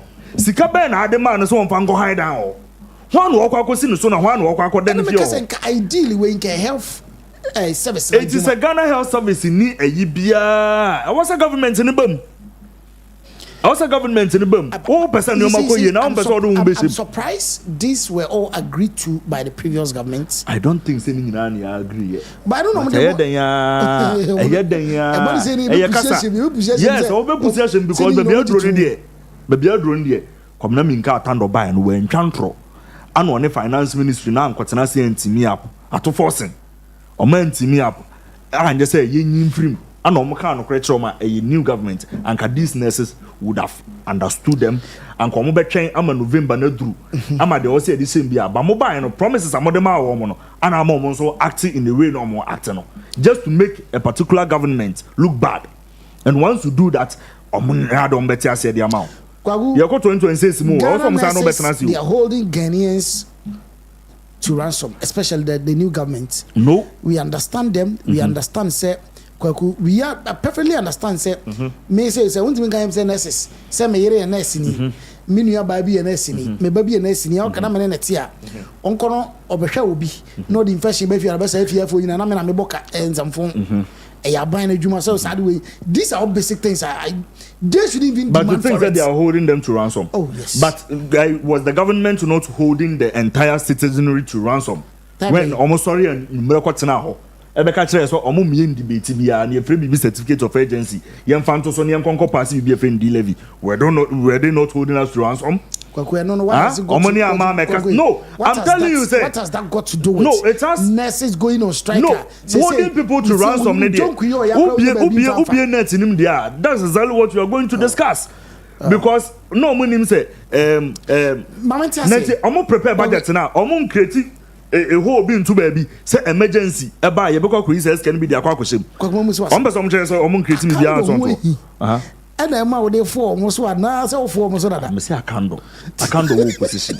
A candle call. Kasim na one crown, your friends. Point did the Cocatrom so you then member, ranking members, and then member, Cocassa said, and I see you say, yes, Professor, but they say your bed and your also be inspected facilities. I don't say, never to about just like that. When you know my people in your position. And some do the same thing and Supremo. Now a ranking member, Dr. Ayu. Dr. Ayu, if you just ask for it. Sorry, so I saw Parliament. And some number when I started question Ghana force me country Supremo name one more here and say, oh man in your home. And no woman in your home is one. One I saw Parliament. Ghana, Dr. Ayu, David the first video. Ranking member. Supremo. Obabe Kasafa. And send some what he was going to tell us and I say, Omotiasie, even though more minority, Omotiasie, Nimum numbers, and nurses in Sambra. First Deputy Speaker of Parliament, Amanan Kasa Pamono Free Parliament. Oh, we are so sad. Oh, why a press conference? As some of the Cocatre, say, what Pamono into one man can answer. Some of us walk out press conference. Do you have his press conference? Press conference no, wait, no. He wasn't allowed to talk. You have to take a crowd.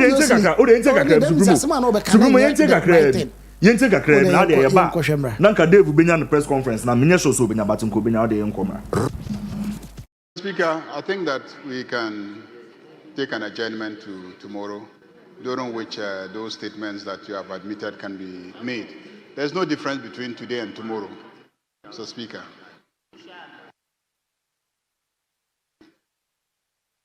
Yes, honorable members. Motion move for adjournment. Any seconder? Mr. Speaker, I want to draw your attention to Honorable Habib. Of our standing orders. Honorable Habib, resume your seat. Speaker, motion I move rise for to second the adjournment. motion. Any seconder?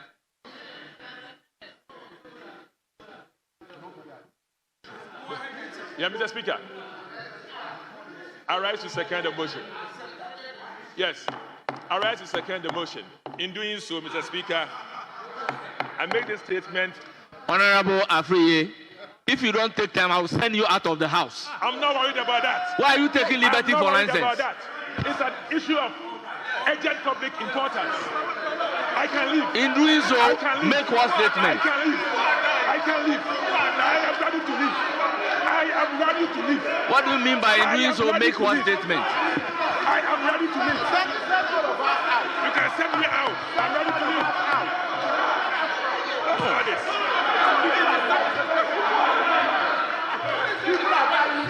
Yes. I'm ready to leave. What's a big deal?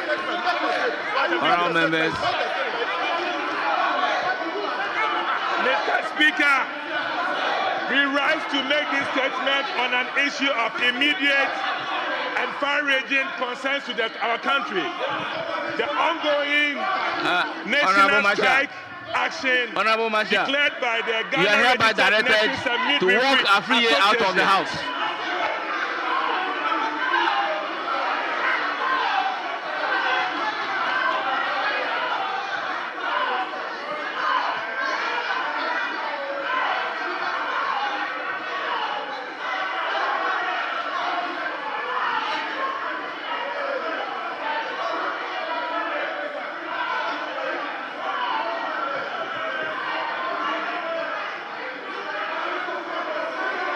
No, but what is that? But look, I'll switch on the mic so it will not go. That's good.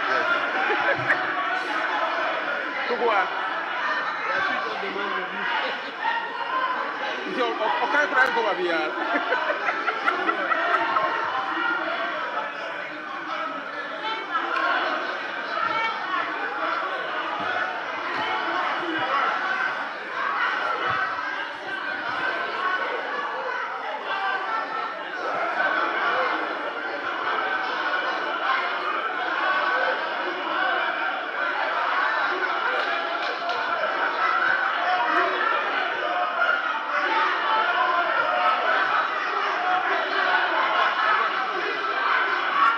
Speaker of Parliament. He's been extremely partisan this evening, disregarding the provisions of the standing orders of this House. This House has orders, and the order in 93.1 allows for issue of urgent public importance for statements to be admitted. Minority pleaded for him to exercise the highest form of discretion. But the first deputy speaker failed. I think the first deputy speaker has a lot to learn from the speaker himself. The Right Honourable Speaker is extremely liberal, encourages the provision and the execution of the standing orders. But the first deputy speaker, who is extremely partisan, has denied us the right of the minority to exercise what we have to do as far as this strike is concerned. What did we do this morning? We met you and then made you aware of our position. But it doesn't end there. Our business is in the House.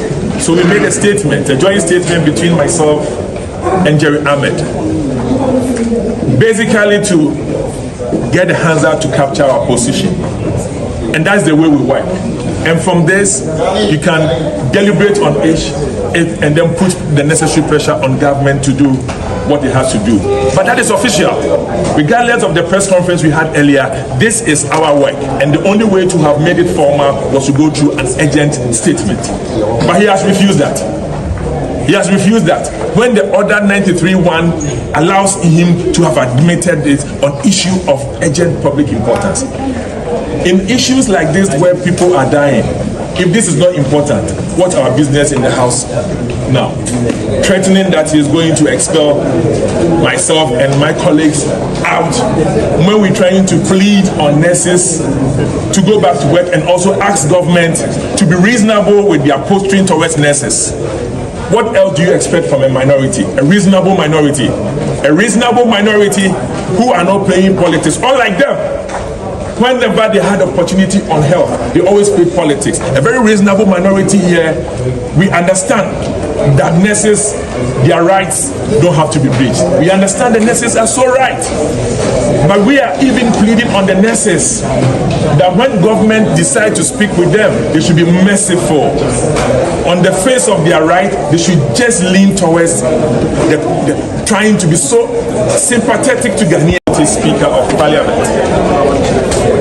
He's been extremely partisan this evening, disregarding the provisions of the standing orders of this House. This House has orders, and the order in 93.1 allows for issue of urgent public importance for statements to be admitted. Minority pleaded for him to exercise the highest form of discretion. But the first deputy speaker failed. I think the first deputy speaker has a lot to learn from the speaker himself. The Right Honourable Speaker is extremely liberal, encourages the provision and the execution of the standing orders. But the first deputy speaker, who is extremely partisan, has denied us the right of the minority to exercise what we have to do as far as this strike is concerned. What did we do this morning? We met you and then made you aware of our position. But it doesn't end there. Our business is in the House. So we made a statement, a joint statement between myself and Jerry Ahmed, basically to get the hands out to capture our position. And that's the way we work. And from this, you can deliberate on it and then put the necessary pressure on government to do what it has to do. But that is official. Regardless of the press conference we had earlier, this is our work. And the only way to have made it formal was to go through an urgent statement. But he has refused that. He has refused that. When the order 93.1 allows him to have admitted it on issue of urgent public importance. In issues like this where people are dying, if this is not important, what's our business in the House now, threatening that he is going to expel myself and my colleagues out when we're trying to plead on nurses to go back to work and also ask government to be reasonable with their posturing towards nurses. What else do you expect from a minority? A reasonable minority. A reasonable minority who are not playing politics, unlike them. Whenever they had a how Kwagu Supremo video now so bamin ti mebo video any na so apam no nto waba ntia ba be chechi see o say obi second day e na omo ajoine wampam no na is omo ankasa no kwa ehia omo se nurses no ehia omo se nurses so na is ehia omo se nurses no ofi David mo enti no enti mo enti Parliament enti ma your friend say urgent statement be answer on the floor of Parliament ma ye be pon wi na fe no wakai say oh my kwa me ankasa e say Parliament no omo na ye say autonomous kind of thing bi o omo ba omo be discuss don peno ma sorry ko and then people ngasa o nanka na no ye de tax abeso kon renu so na wusu and no sorry pie oh Supremo ye be to asema wo ba be ka no be ka kire me say asem na wo be ka na ye agency e ho na ye nyina so mu asem no na Parliament re so mfa so ne say and am sorry pie because one mama chance mama in debate for the next 2-3 days. Oh mama chance mama in debate for the next 2-3 days. Oh my council of state opportunity more home for 30 days. I've always been against your peer. Because oh mama chance mama in debate too. Na yem pet ntokron tutum free. Oh my council of state chance e more mom fasem no mon doko asem no for the next 30 days. Na nem so mfa so ho ne say. Oh fre marshal or parliament so me family free ho. Me pia na ne metena ho ayede embarrassment say honorable to say me doctor you so if you say NDC they are not handling the medical sector me nim de ekoso me doctor you ma sorry me ka bibi what say was it minister they all agree so because go do press conference also you see I don't people have a press conference was the MP Friday I'm up a press conference now so MPP in opposition there MPP in opposition they always to crash or mo kitchen be no up boys go for the opposition what I say and I think so far so good in 6 months NPP are more position until be now should nurses come back oh yes they should come back. Yes, but Supremo you see, and there's a new update. And Nadano something. Who said there's a new update? Say Omako seeking injunction on this strike action. I have no problem. Labor TUC. Yeah, Supremo. I have. Supremo. Na menam say omumpa yifoni na tia blochirinti no. Court say ometima sendia mo. Supremo. I have no problem with that. The thing is, DSNA no wo say si. Emma empanimfo bia wa bam and Nadano. Na yes also orient your say new government be about ochina you go to aba na new government ba and no just wa ba ninti no oh holidays 5 months and 6 months ni abeka tro say e no ne wo de super no ne wo de ni ameka say I oh mo ba ye no kra no ye ne o tena ase kasa and they listen to unu obi antena ase one ne tena ase kasa na otie no ba ko mienu miensa enan enum nsia na otie no uwe utwa antro kire no enti bibia wo ye bi o deserve so wo ye and mind you omonso no e politics omonso ye o nurse wo no nursing for na politics no maame no of fighting way through no kwhye ho obi nso ho no nso pesa position no ti wanye bibi ama nurses na ehunu say adwuma no obetimi aya o chene bi obeda be sore ne akoto aba ne yi na firi ho no be foforo na ekwa no but stay and let's discuss it ninti no press conference na mane nko whole program ti mane nko whole program it's kind of unfortunate macho mu say omo chairman wa ha to ever find out say necessary or one home on the no ebimo it is wrong Supremo baby ebimo ye adwuma no omo ntimi ntena ho e wo so omo tena bia the next time no mba omo twi moto e ma ebimo nya accident omo nse mo obubu omo na mo obubu aban for omo ho to find out so what are we saying to find out say off day krana say you call me to come to work around Germany. Oh, come on. Additional duty allowances in the idea. Some of the demands are genuine. And I stand with them. But you see, you are in as a police for a Moko strike. What I'm saying, camera no. As a police for a Moko strike. Police in Moko strike. You see, those people are essential security in Moko strike. Yes. Police in court, soldier in court, immigration court, prison service for court, or some of the nurses for count. And they shouldn't go on strike. Nti asisi no so doso krom ha. any consume cost strike. You see, no so dorsum. And to say, I can soldiers are some say, yeah, that's a soldier to one soldier. No, because a nurse, a Juma and from Pisca. I say, what is our man now? The Pisca, they too much Juma. Supremo, how? Or market to our heaven. 18 or 10 to our heaven as we free or my moons or Bruchaka or Yaduma Satan. The American say, Unsa Juma be on my too much a yet. And yet, there be no credit. Oh, I don't know how. But then you compensate and compensate them well. I was all show me. Supremo. Based on the fact that you hear more service na they frustrate any government. Kwaku, teacher for say show no ye. Teacher for nkasa. Supremo was say teacher for ye pa. One show mu ye when be bounce from nam Vietnam. Nurse for crash show mu ye na teacher for. I know na hard drain no. Enti e beka say ye show mu ye kura che wo mo ne afa ho ne esisu o mo so de wo so mu nya no mu nya. Wonim say 2024 e wo so ye na yi. Wunye ni about 2025 wa ka kire wo say ade no. Wan sha me anya. Wan sha me anya ye ko 2026. Wan sha me anya ye ko 2026 nti se me gitu na me ba be ya. Obe back date na de wo se me deserve bia from 2024 de ama me ase there. Wo de ama me say there be say no, what they are doing is not good. It's not fair to them. I feel say the health minister. But and if you are competent enough, you don't come do a press conference and tell us say you are calling on the retired nurses. So omumra me ye adwuma. How? Now do mobile be ye adwuma and dey aban no projects ke bi to nchen. The amount of money you are going to spend on them. Tira make say who projects ke bi to nchen. Funeral. I don't know. Fiscal change daily minimum wage for 20. Okay. Employee no free ma. Say 2,100. The spouse is 1,400. Child 1,400 all inclusive. Oh, we cry the same case and share any more society. It is a obi a nurse. Na say ne be free ma your man we. Say ne e bi omo association bi omo na. Ambe mom baby. Baba na nkasa de ma wo hwe. Okay. The government is obviously too young, but it looks like health minister and Ajuma don't think yet. So when you show me team say younger, they are not going to work because nipa no di anymore. Nipa no di anymore.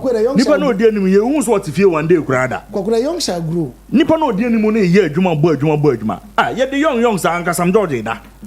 Sam I was remember Sam George so kwakuma mentia na name Sam George so. Mamentia Lizzie shit. Besito pa Supremo. When you say to kama mama na. Menya seto ye kama. No. Menya seto ye correct. Menya seto on say Ghana for ye seto no ye style bi. Ye seto no ye seto emu ode. Yeah. Uti say enam kakra wom. Makom. Wudi ase the woody stew but mako ya. Uti Ghana for seto no ye unique. Ghanaian seto no. And on a year Lizzie Sheto Ediaba sauce, hot pepper sauce. I idea bejaso. Bebia bebia buja supermarket. He found a bebura or pet top papa. Quack and say, I'm say, you want back a sino, but Obionoma or pepack crab in a dear goo, ne watch be a woody so, or pepack crab in a goo, ne can't be a water would eat so. Obi on a job of Kakan or person or take a credit guso. Yamos modiano. I was such a timunka cranka. Bakun Asu-B. Wow. When you set on some, you dear no yakakra. Okay, medium kakra. Okay, ya no shipa. Said the open bia. The open bia audio. Your friend Lizzie Sheto. Oh, baby, supermarket, boja bebura, kwanhunse store market be on baby. How can me pay Lizzie Sheto? Obenya bi edi na wo obi na we shop ope bi ato ope bi atu abegu shopper amafo oto bi ebebo wo number is 050 168 3344 and 050 155 0998 Supremo na me wa brochire yes na se me pe bi yes o friend number na dodo apese yetu package this and be a o metimi aye oh yes bi am pese monko metimi monko kaka metimi monko taste no proper monko sheton bi nie mebrem bi officer mebrem bi ana maka bi ahe kama wa mama no aba sheto de kwaku sheto de ye Lizzie sheto who say be makra udi maku a udi ma de be maku ma enbedie maku se nshira nya wi o sa ha Emma Obama mu kama. Any idea? Mako, yes, Mako. Yes. Apart from that, Bubusa doctors on catch or Mukun is soon said name for Subia my I said my taste and all that, but the idea Juman Casano Emma Obama come up. Not getting to creep Pemacuzan. FDA approved. It's only problem there. And you lazy shito. No, yes, I could lazy tomato mix. Lazy tomato mix. Where do you know that? Lazy tomato mix, you know that. Moje lazy tomato mix too, Mundinia coffee lazy shataba. Because Munim said, the never just be a authentic. A dash from 05014011085 and a 05016666238. A FD approved. Open do to a friend number we. Now kakra to her. Any fan of a costo benabe uruma. Ukasa upi a ye lazy tomato mix a wunya binto. Obejabi. A median unse a ye papa when ye basabasa is something tomatoes are proper sembia correct, authentic African one. And be a womb. Gonna quajo the end of Diane and yet de. Bema jollof night de. Ebema a tomato stew gravy na yet de. Ebema light soup and cats now the chats and cats and quite bema yet de. To be never use you. Now me call best deal door-to-door shipping. Best deal door-to-door shipping. Best deal semen can't say who say baby start use your afeni etwam. Some your man for person dey name be fie. Oh yes. Wo person dey name be fie bre ma me ante wo ba de bia na frey number no. Na ye me fa oni man we from UK to Ghana specific UK to Ghana. Baby o UK be a province count baby o be a be fa. Na Ghana baby a region be na pese de ko kura be na pese de ko. Kuro be na pese de ko. Yeah, the back number is 077-4353-4857 and 077-46-300-7086 and only a UK number. No. Ghana number is 0241-961-165. Number no, not free. Mivac Travel and Tour. Mivac Travel and Tour say ye could just 7 days. 7 days in a Kenya. Ye be Dubai near Abu Dhabi. Abu Dhabi. Yakwa GNI. Summer break. I say sometimes yes, it's a kind of pesi. Sometimes make some time to make yourself happy. What you see? You need to make some time to make yourself happy. What you see? The piano school fees in the woods. I mean, but it was so much crash so bad. What? Oh, it's necessary. You the piano. You be can wash and media my brain. And that you. Meaning will be able to see if you're the man of crab by and almost one them. Not what house in your feet. You see. You know, you need be near Cram. Friend number 025-666-2508 025-666-2508 and 025-666-2464. Now you know when you arrangement you ensure quite a bit to me and they will accord these 3 countries. I'm a work winning. Aslan Fashion School. Someone who's on graduation in a course so very beautiful. Or local. Aslan Fashion School. See, many will say Aslan Fashion School is the biggest, the largest fashion school in Ghana. Ye biano a titri for neighbor. Na enkrani free wo maya mrantie yamanfo ma me no amanfo papa amanfo kunu nom amanfo yere nom ebesuansa no adwuma anything atadehye anything fashion say them beats na pese kire wo pese kire say si pam wedding gown wedding suit ahodo African wears ahodo batik tie and dye dia na pese kire and one Aslan Fashion School 050-9598-140 053-0021-686 phone number no free na nu ni ko yo ko ase your Methodist Retreat Center na wa ye morning session or evening session because e bi o ye na juma dada obeso nyanso ade juma eti mo sa no ye be gyan ba bi de mo hyehyɛ o fi ba bi na ba hostel facility o no eti phone number na bra bi sua ensa no adwuma papa o Aslan Fashion School phone number no free abuja ye free on man ye ko 3p garlic mixture 3p say enemrem ye ntrama yare nka enhye de bi weda no so say weda no sesa weda no sesa weda no yeah say weda no sesa say na de yare de sa ne man kete ba you have to be extra careful and no say onya bibi say 3p garlic mixture yes garlic ye nyim de garlic ye mani padua no ye nim de garlic ye ma yakoma yi yenim de garlic ye mai yenim de garlic ye mai moja na nam ye body no eti no garlic 3p garlic de was bra beji bi no no o blood pressure no because from Ose obolo was onya bi no mo. Obolo. Na no bi oso bi am friend obolo ni bigini. Oh, there be say uda obolo ye, uda bi ye, but nye tui na. Ene hadwe. And then na is wako wani. At wako wani. Enya yo tui dia obolo tui. How? In terms of blood pressure no was sora pebi no. O sugar level no e was sora pebi no. O se oda na sa ojo so na utim say wa utim say na titi we say titi wa fichi komu no ya wo mu dodo afre 0248928824 and 0201000021 na bra be tubi mo am herbal shops no bra be tubi o pe ba ko ne mienu bi ato a bora ni herbal shop akra kinso ke ba bi ho kofsama ba bi ho kofredi ya Gapson pharmacy na o hinna na herbal kuma se dan herbal na Kolinak herbal sasna ho abet sam herbal ebi ho bra na beje wo de na bibia enye kama emfamam Anasbo enterprise say me kan show say ye na POP the whole Ghana yenimie the whole Ghana yenim POP ye obi any size yenim POP papa ye bra na be bi wate bra ne nyama tira deco eno ne Anasbo design be no ko hu ba bi apese ye bi ma nembre bi ono wase me POP adwire gu so one family power ni I know someone who can do it cheap. I'll show you no.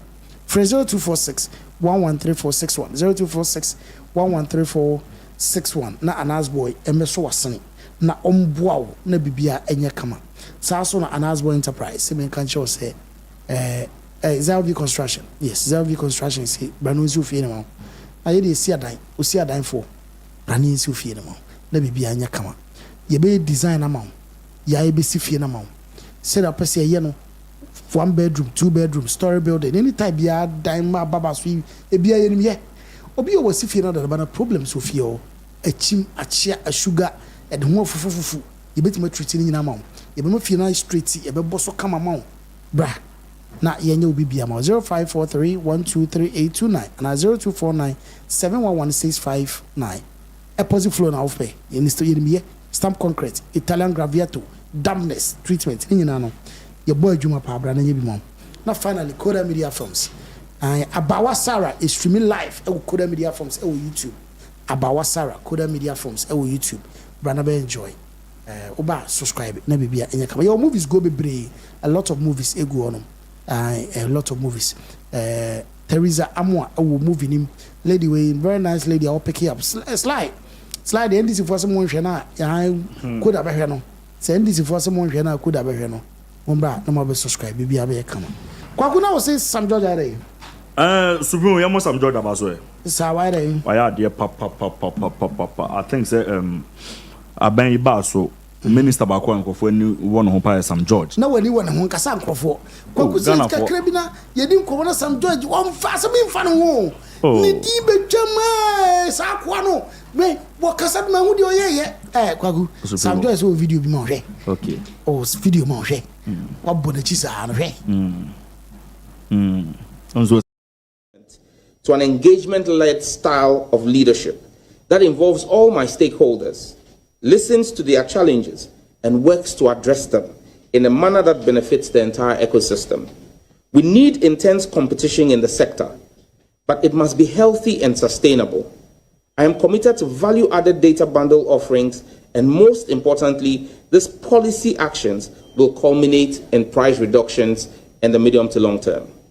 However, the recovery from 8 years of mismanagement cannot be completed in 4 months.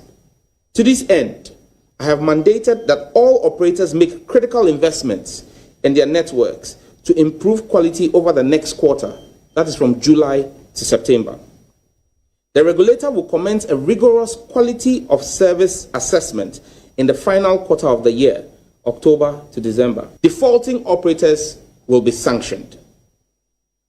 I will also, at this point, commend the CEOs of the 3 telcos for their pledged commitment to collectively invest approximately $150 million in their networks between now and the end of the year to enhance quality of service, either by acquisition of spectrum or introduction or acquisition of new transmitters and equipment.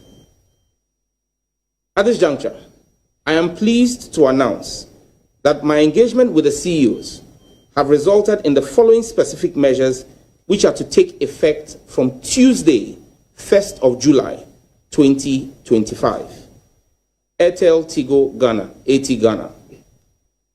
A 10% increase in all data bundles currently offered by the network. Additionally, the 400 Ghana CD bundle, which currently offers 195 gigabytes of data, will now offer 236 gigabytes of data. Ghana Telecommunications Company Limited, Telecel. Also, a 10% increase in all data bundles currently offered by the network.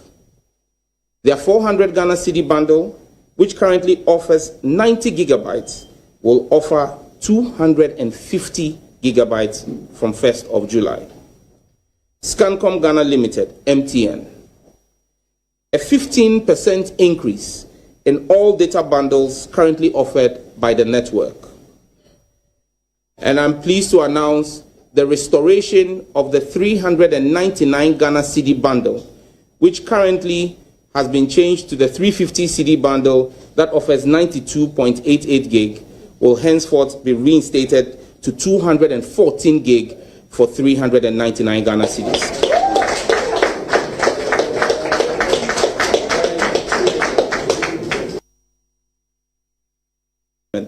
To an engagement-led style of leadership that involves all my stakeholders, listens to their challenges, and works to address them in a manner that benefits the entire ecosystem. We need intense competition in the sector, but it must be healthy and sustainable. I am committed to value-added data bundle offerings, and most importantly, these policy actions will culminate in price reductions in the medium to long term. However, the recovery from 8 years of mismanagement cannot be completed in 4 months. To this end, I have mandated that all operators make critical investments in their networks to improve quality over the next quarter, that is from July to September. The regulator will commence a rigorous quality of service assessment in the final quarter of the year, October to December. Defaulting operators will be sanctioned. I will also, at this point, commend the CEOs of the 3 telcos for their pledged commitment to collectively invest approximately $150 million in their networks between now and the end of the year to enhance quality of service, either by acquisition of spectrum or introduction or acquisition of new transmitters and equipment.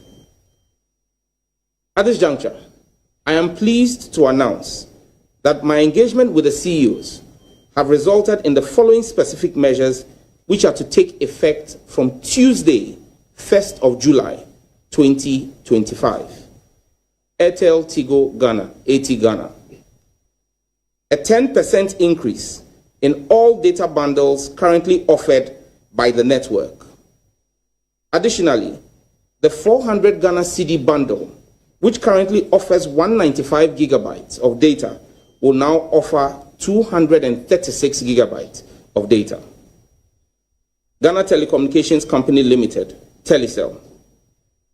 Also, a 10% increase in all data bundles currently offered by the network. Their 400 Ghana CD bundle, which currently offers 90 gigabytes, will offer 250 gigabytes from 1st of July. Scancom Ghana Limited, MTN. A 15% increase in all data bundles currently offered by the network. And I'm pleased to announce the restoration of the 399 Ghana CD bundle, which currently has been changed to the 350 CD bundle that offers 92.88 gig, will henceforth be reinstated to 214 gig for 399 Ghana cedis.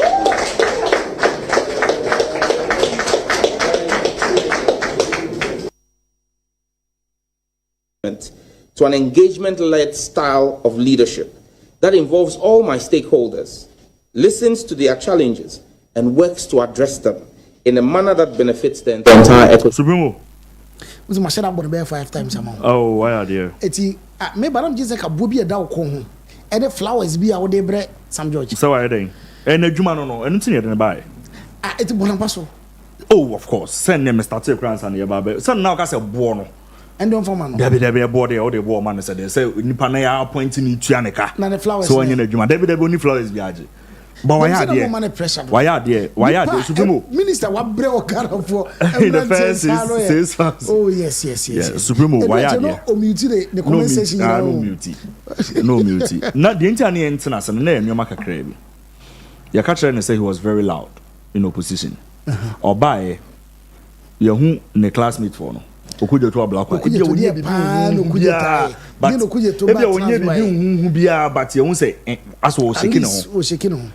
Obi to say health minister. Akando. Ne you who the why but no phone say was started no go for ne nyaadwe won ne ba na na so okujo to metena say ka say mentia so wa close we no. But at least who say oh ye bibi. But wo de no yenti bibi mpo ne hu say wo ye bibi.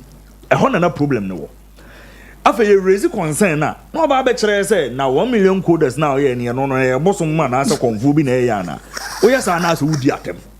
E je ho ne say brother no de akoma na no de opposition. And one on the abem and your mama ma energy minister. Even though you say energy minister say or you be a wasan ki gina no konso pa. What I say, but the energy minister nya free day kakra. Na ye ne de order na akoma free opposition aba. Government mono ye nini deal, and that is exactly what he was getting. But then you see, Supremo, this is a sign of a good leader. Otie, even though Drew baby on what I say who said no, Drew baby will go overboard. Into also relaxing. No me who say he's in constant communication with the CEOs of these telcos. But that's what he told you. Oh, that be beginning one may how. No, it could do time. No, it could do time. I get it out of hand no. Oh, Odina Kumechi, Ebe responded back boost, said agenda boy. But a do time on where who say, you know, I don't know who said this is what he was coming to do. I know my date, say, and I said, date in the he has good news for us. Yamiadum, and around 2 p.m., 3 p.m. on the Ghana for in Asia, or Yamani Efe. Packages in a said, and Ghana for Binya, even Crank Quebec. In terms of data, no. Quebec watching said ye, but the drone yeniaso. At least why BB. Supremo, no. Yeniaso, you say he's making an effort. Okay. What I say, yeniaso. It's in data. Why ye juma? But when TV jata baya wabe you. Oh, there's an esla and a bar from the data babe. When him Supremo, yes, Supremo yes, I'll say data fans. Supremo yes, I'll say data fans. It would have a meaning of the because I mean do it. The oversaw ye. There is Supremo. The oversaw ye. Supremo, the oversaw ye. Supremo, the oversaw ye. The way say me do it here. Message data fans no. And men person message data fans. Data so hemia. Some doors are hemia. The Supremo ye. Obet myself fans, but me nechi. Na me myself fans. Me catch or say what burjuma. Yeah, about why a partner say. Oh, the na esla the legend baby net so tie. And I say what about the facade. That's to tell us say. That's to tell us say. Baby, just is here no. E BSP pen, e bit must drop it. But yem pese e be drop it. Ye pese u gina won aso. Na constantly woni telcos no CEOs no din komo na mu din kita on say the be ya ye na me sori ye say so atia sa 100 gig ye pese so be sa atia ba 90 gig bi e bi si da ni nti no ye pese be duru ho jata de ejinidi se me di Supremo achi a offense no machine nyina tu ogu na fe mo ba be jira so bat ye nyane sa da bi de why na why de ebiem ade ba ko me concern dia no pay Supremo me concern ba ko ni me concern ba ko me hu na no pay ni on zanka minister ebedum ye o ma ye hu ye say as by July 1st July na sa no man never nso ba be ye announcement ne kama nanka me hope sanka ne meda be sorry nanka telcos na start send because that is what mostly they do send messages na obo say be ba on social media omu bia nu ha wa send bi or dey bia to na so we ministry na nkasa meboa very good ministry na but me twen wo mo because you the situation whereby say be do 1st July na nsesan bia man na for mo be ka kire say omo ni minister anko sa agreement na minister aba unse politics ni ye no minister betima sorry no aba be press conference na fe be kwakwa na o china bi ya ba be to say enya agreement ne ne koye no de kokko share tight corner by announcing yem penisa enti no jata yesro kacha wo de me ka so twantro supremo de wo ye no be ya na ma frep ba me so be say me stay lane in pepe enti jata e besro jata besro eno omu nim komo na ni china ya say omo be boa o be ja o ma bibia ye kama mo release flyer say 1st July mo ye bibi and then china omo starting release omo so flyers and fan to omo social media handles so omo starting no afi omo nye we omo send text messages ni ehunu because ya akwa to say 24 hours aso omo bonus nto omo beso mbe send message bi aya te ye twen omo ko ministry ni mom na say the oye de so omo ko according to report no they didn't even want this Osla, the catcher so they Supremo, we are Supremo, there we muddy ourselves. Yen Asla didn't free. Yamu Jatabaso. Because in himself, Asla, or now was thrown by Yam Peda situation, Supremo, the Uye. Yam Peda situation whereby saying 3 months' time. No more about the catcher say, ye review. Asla, that video way, Miss Rose, say the 2 baby money or transfer because let me give me lame. Ana Supremo started so ye esla agenda Aslabo bia no bia nka se kwadu ne nte ana kwadu ne mu na se kwadu ne bu a oh nse wana mbese meka no o be ya mama kasa ansem no ba mi de mi lem 1st July ye hopi so omodo omo flyers beba ye mpese be luki asisa say Sam George akoye dia impose on omo so and ye hu hwe but it's very good good the way Sam George is performing as a minister no as compared to Esla because I no SS year na Esla boy juma pa no SS class prefect there be ultimate kasa de biada because the comparison no ni de gabo na way say Esla jina ona Sam George jina wa gabo no way gabo no you say you train energy for no so you tie energy be ka kire say on the only way I be fa so betimi maintain energy no say be nyina so no be bre tax yate ne classmates na aye adwuma na wi ni yate health minister and so option health minister and so option they say health minister and so option they say one na 1958 oba be nurse Ghana has say we 95 years on samra no me adwuma yate omo classmates and aye adwuma what your mama bezo be dada what your omo classmates in a year but they can say Emma manu looking as if the classmates in so impose on the telcos because by now I was anka 1 year messages I was anka flyers circulating all over from these telcos but it's as if the ministry mo na monya mo ade and am circulating flyer Supremo asem we ade ho asem beba no wo de me bo beba abujafo me dem asem me ba kope Adia Oslan to me aye jata baya wa be you Adina slider that and so say it's no case when anya it's not as if say enjoy some megabyte 20 gigabyte we be do hey what's the idea it's not as if say enjoy some gigabyte we be do and it's not as if say enjoy be do enjoy be net call so we are only hoping and praying say aban imagine na say review better aba enye even better. And I'm telling you that is going to happen. So as last time we say it was even better. So we are not even going to and you know say they are charging more but that is a different conversation for a different day. So they all holiday. Some say they not member say no better we are na me. Oh, they not member say no better we are na me. But that tired there. But Esri that tired there Supremo. And some mama cake. And some mama cake. You also got crab on baso. You also got crab on baso. Eh, compare mu no a. You cannot. WWE. O compare ni. O compare ni. Ah, enye. O compare ni. Na there is some George to Tesla so. Enye. Some George was rodo. Enye. Some George. So remember no mo tro be easy no. Only message be at the mouth. Yeah, you cray. In campus to mouth. You cray. Yeah, was here congratulations. Very important here congratulate you. Now, omo be serious. Omo dey have days and show. Because we start Monday. So there 1 week now, but this is not just almost started Wednesday. This time around, almost starting Wednesday. Wednesday, yes. Oh, okay. It's Wednesday. No more we that next week Tuesday. It will be definitely Tuesday. Yes. Okay. Well, that's good. Yeni anke twani omo.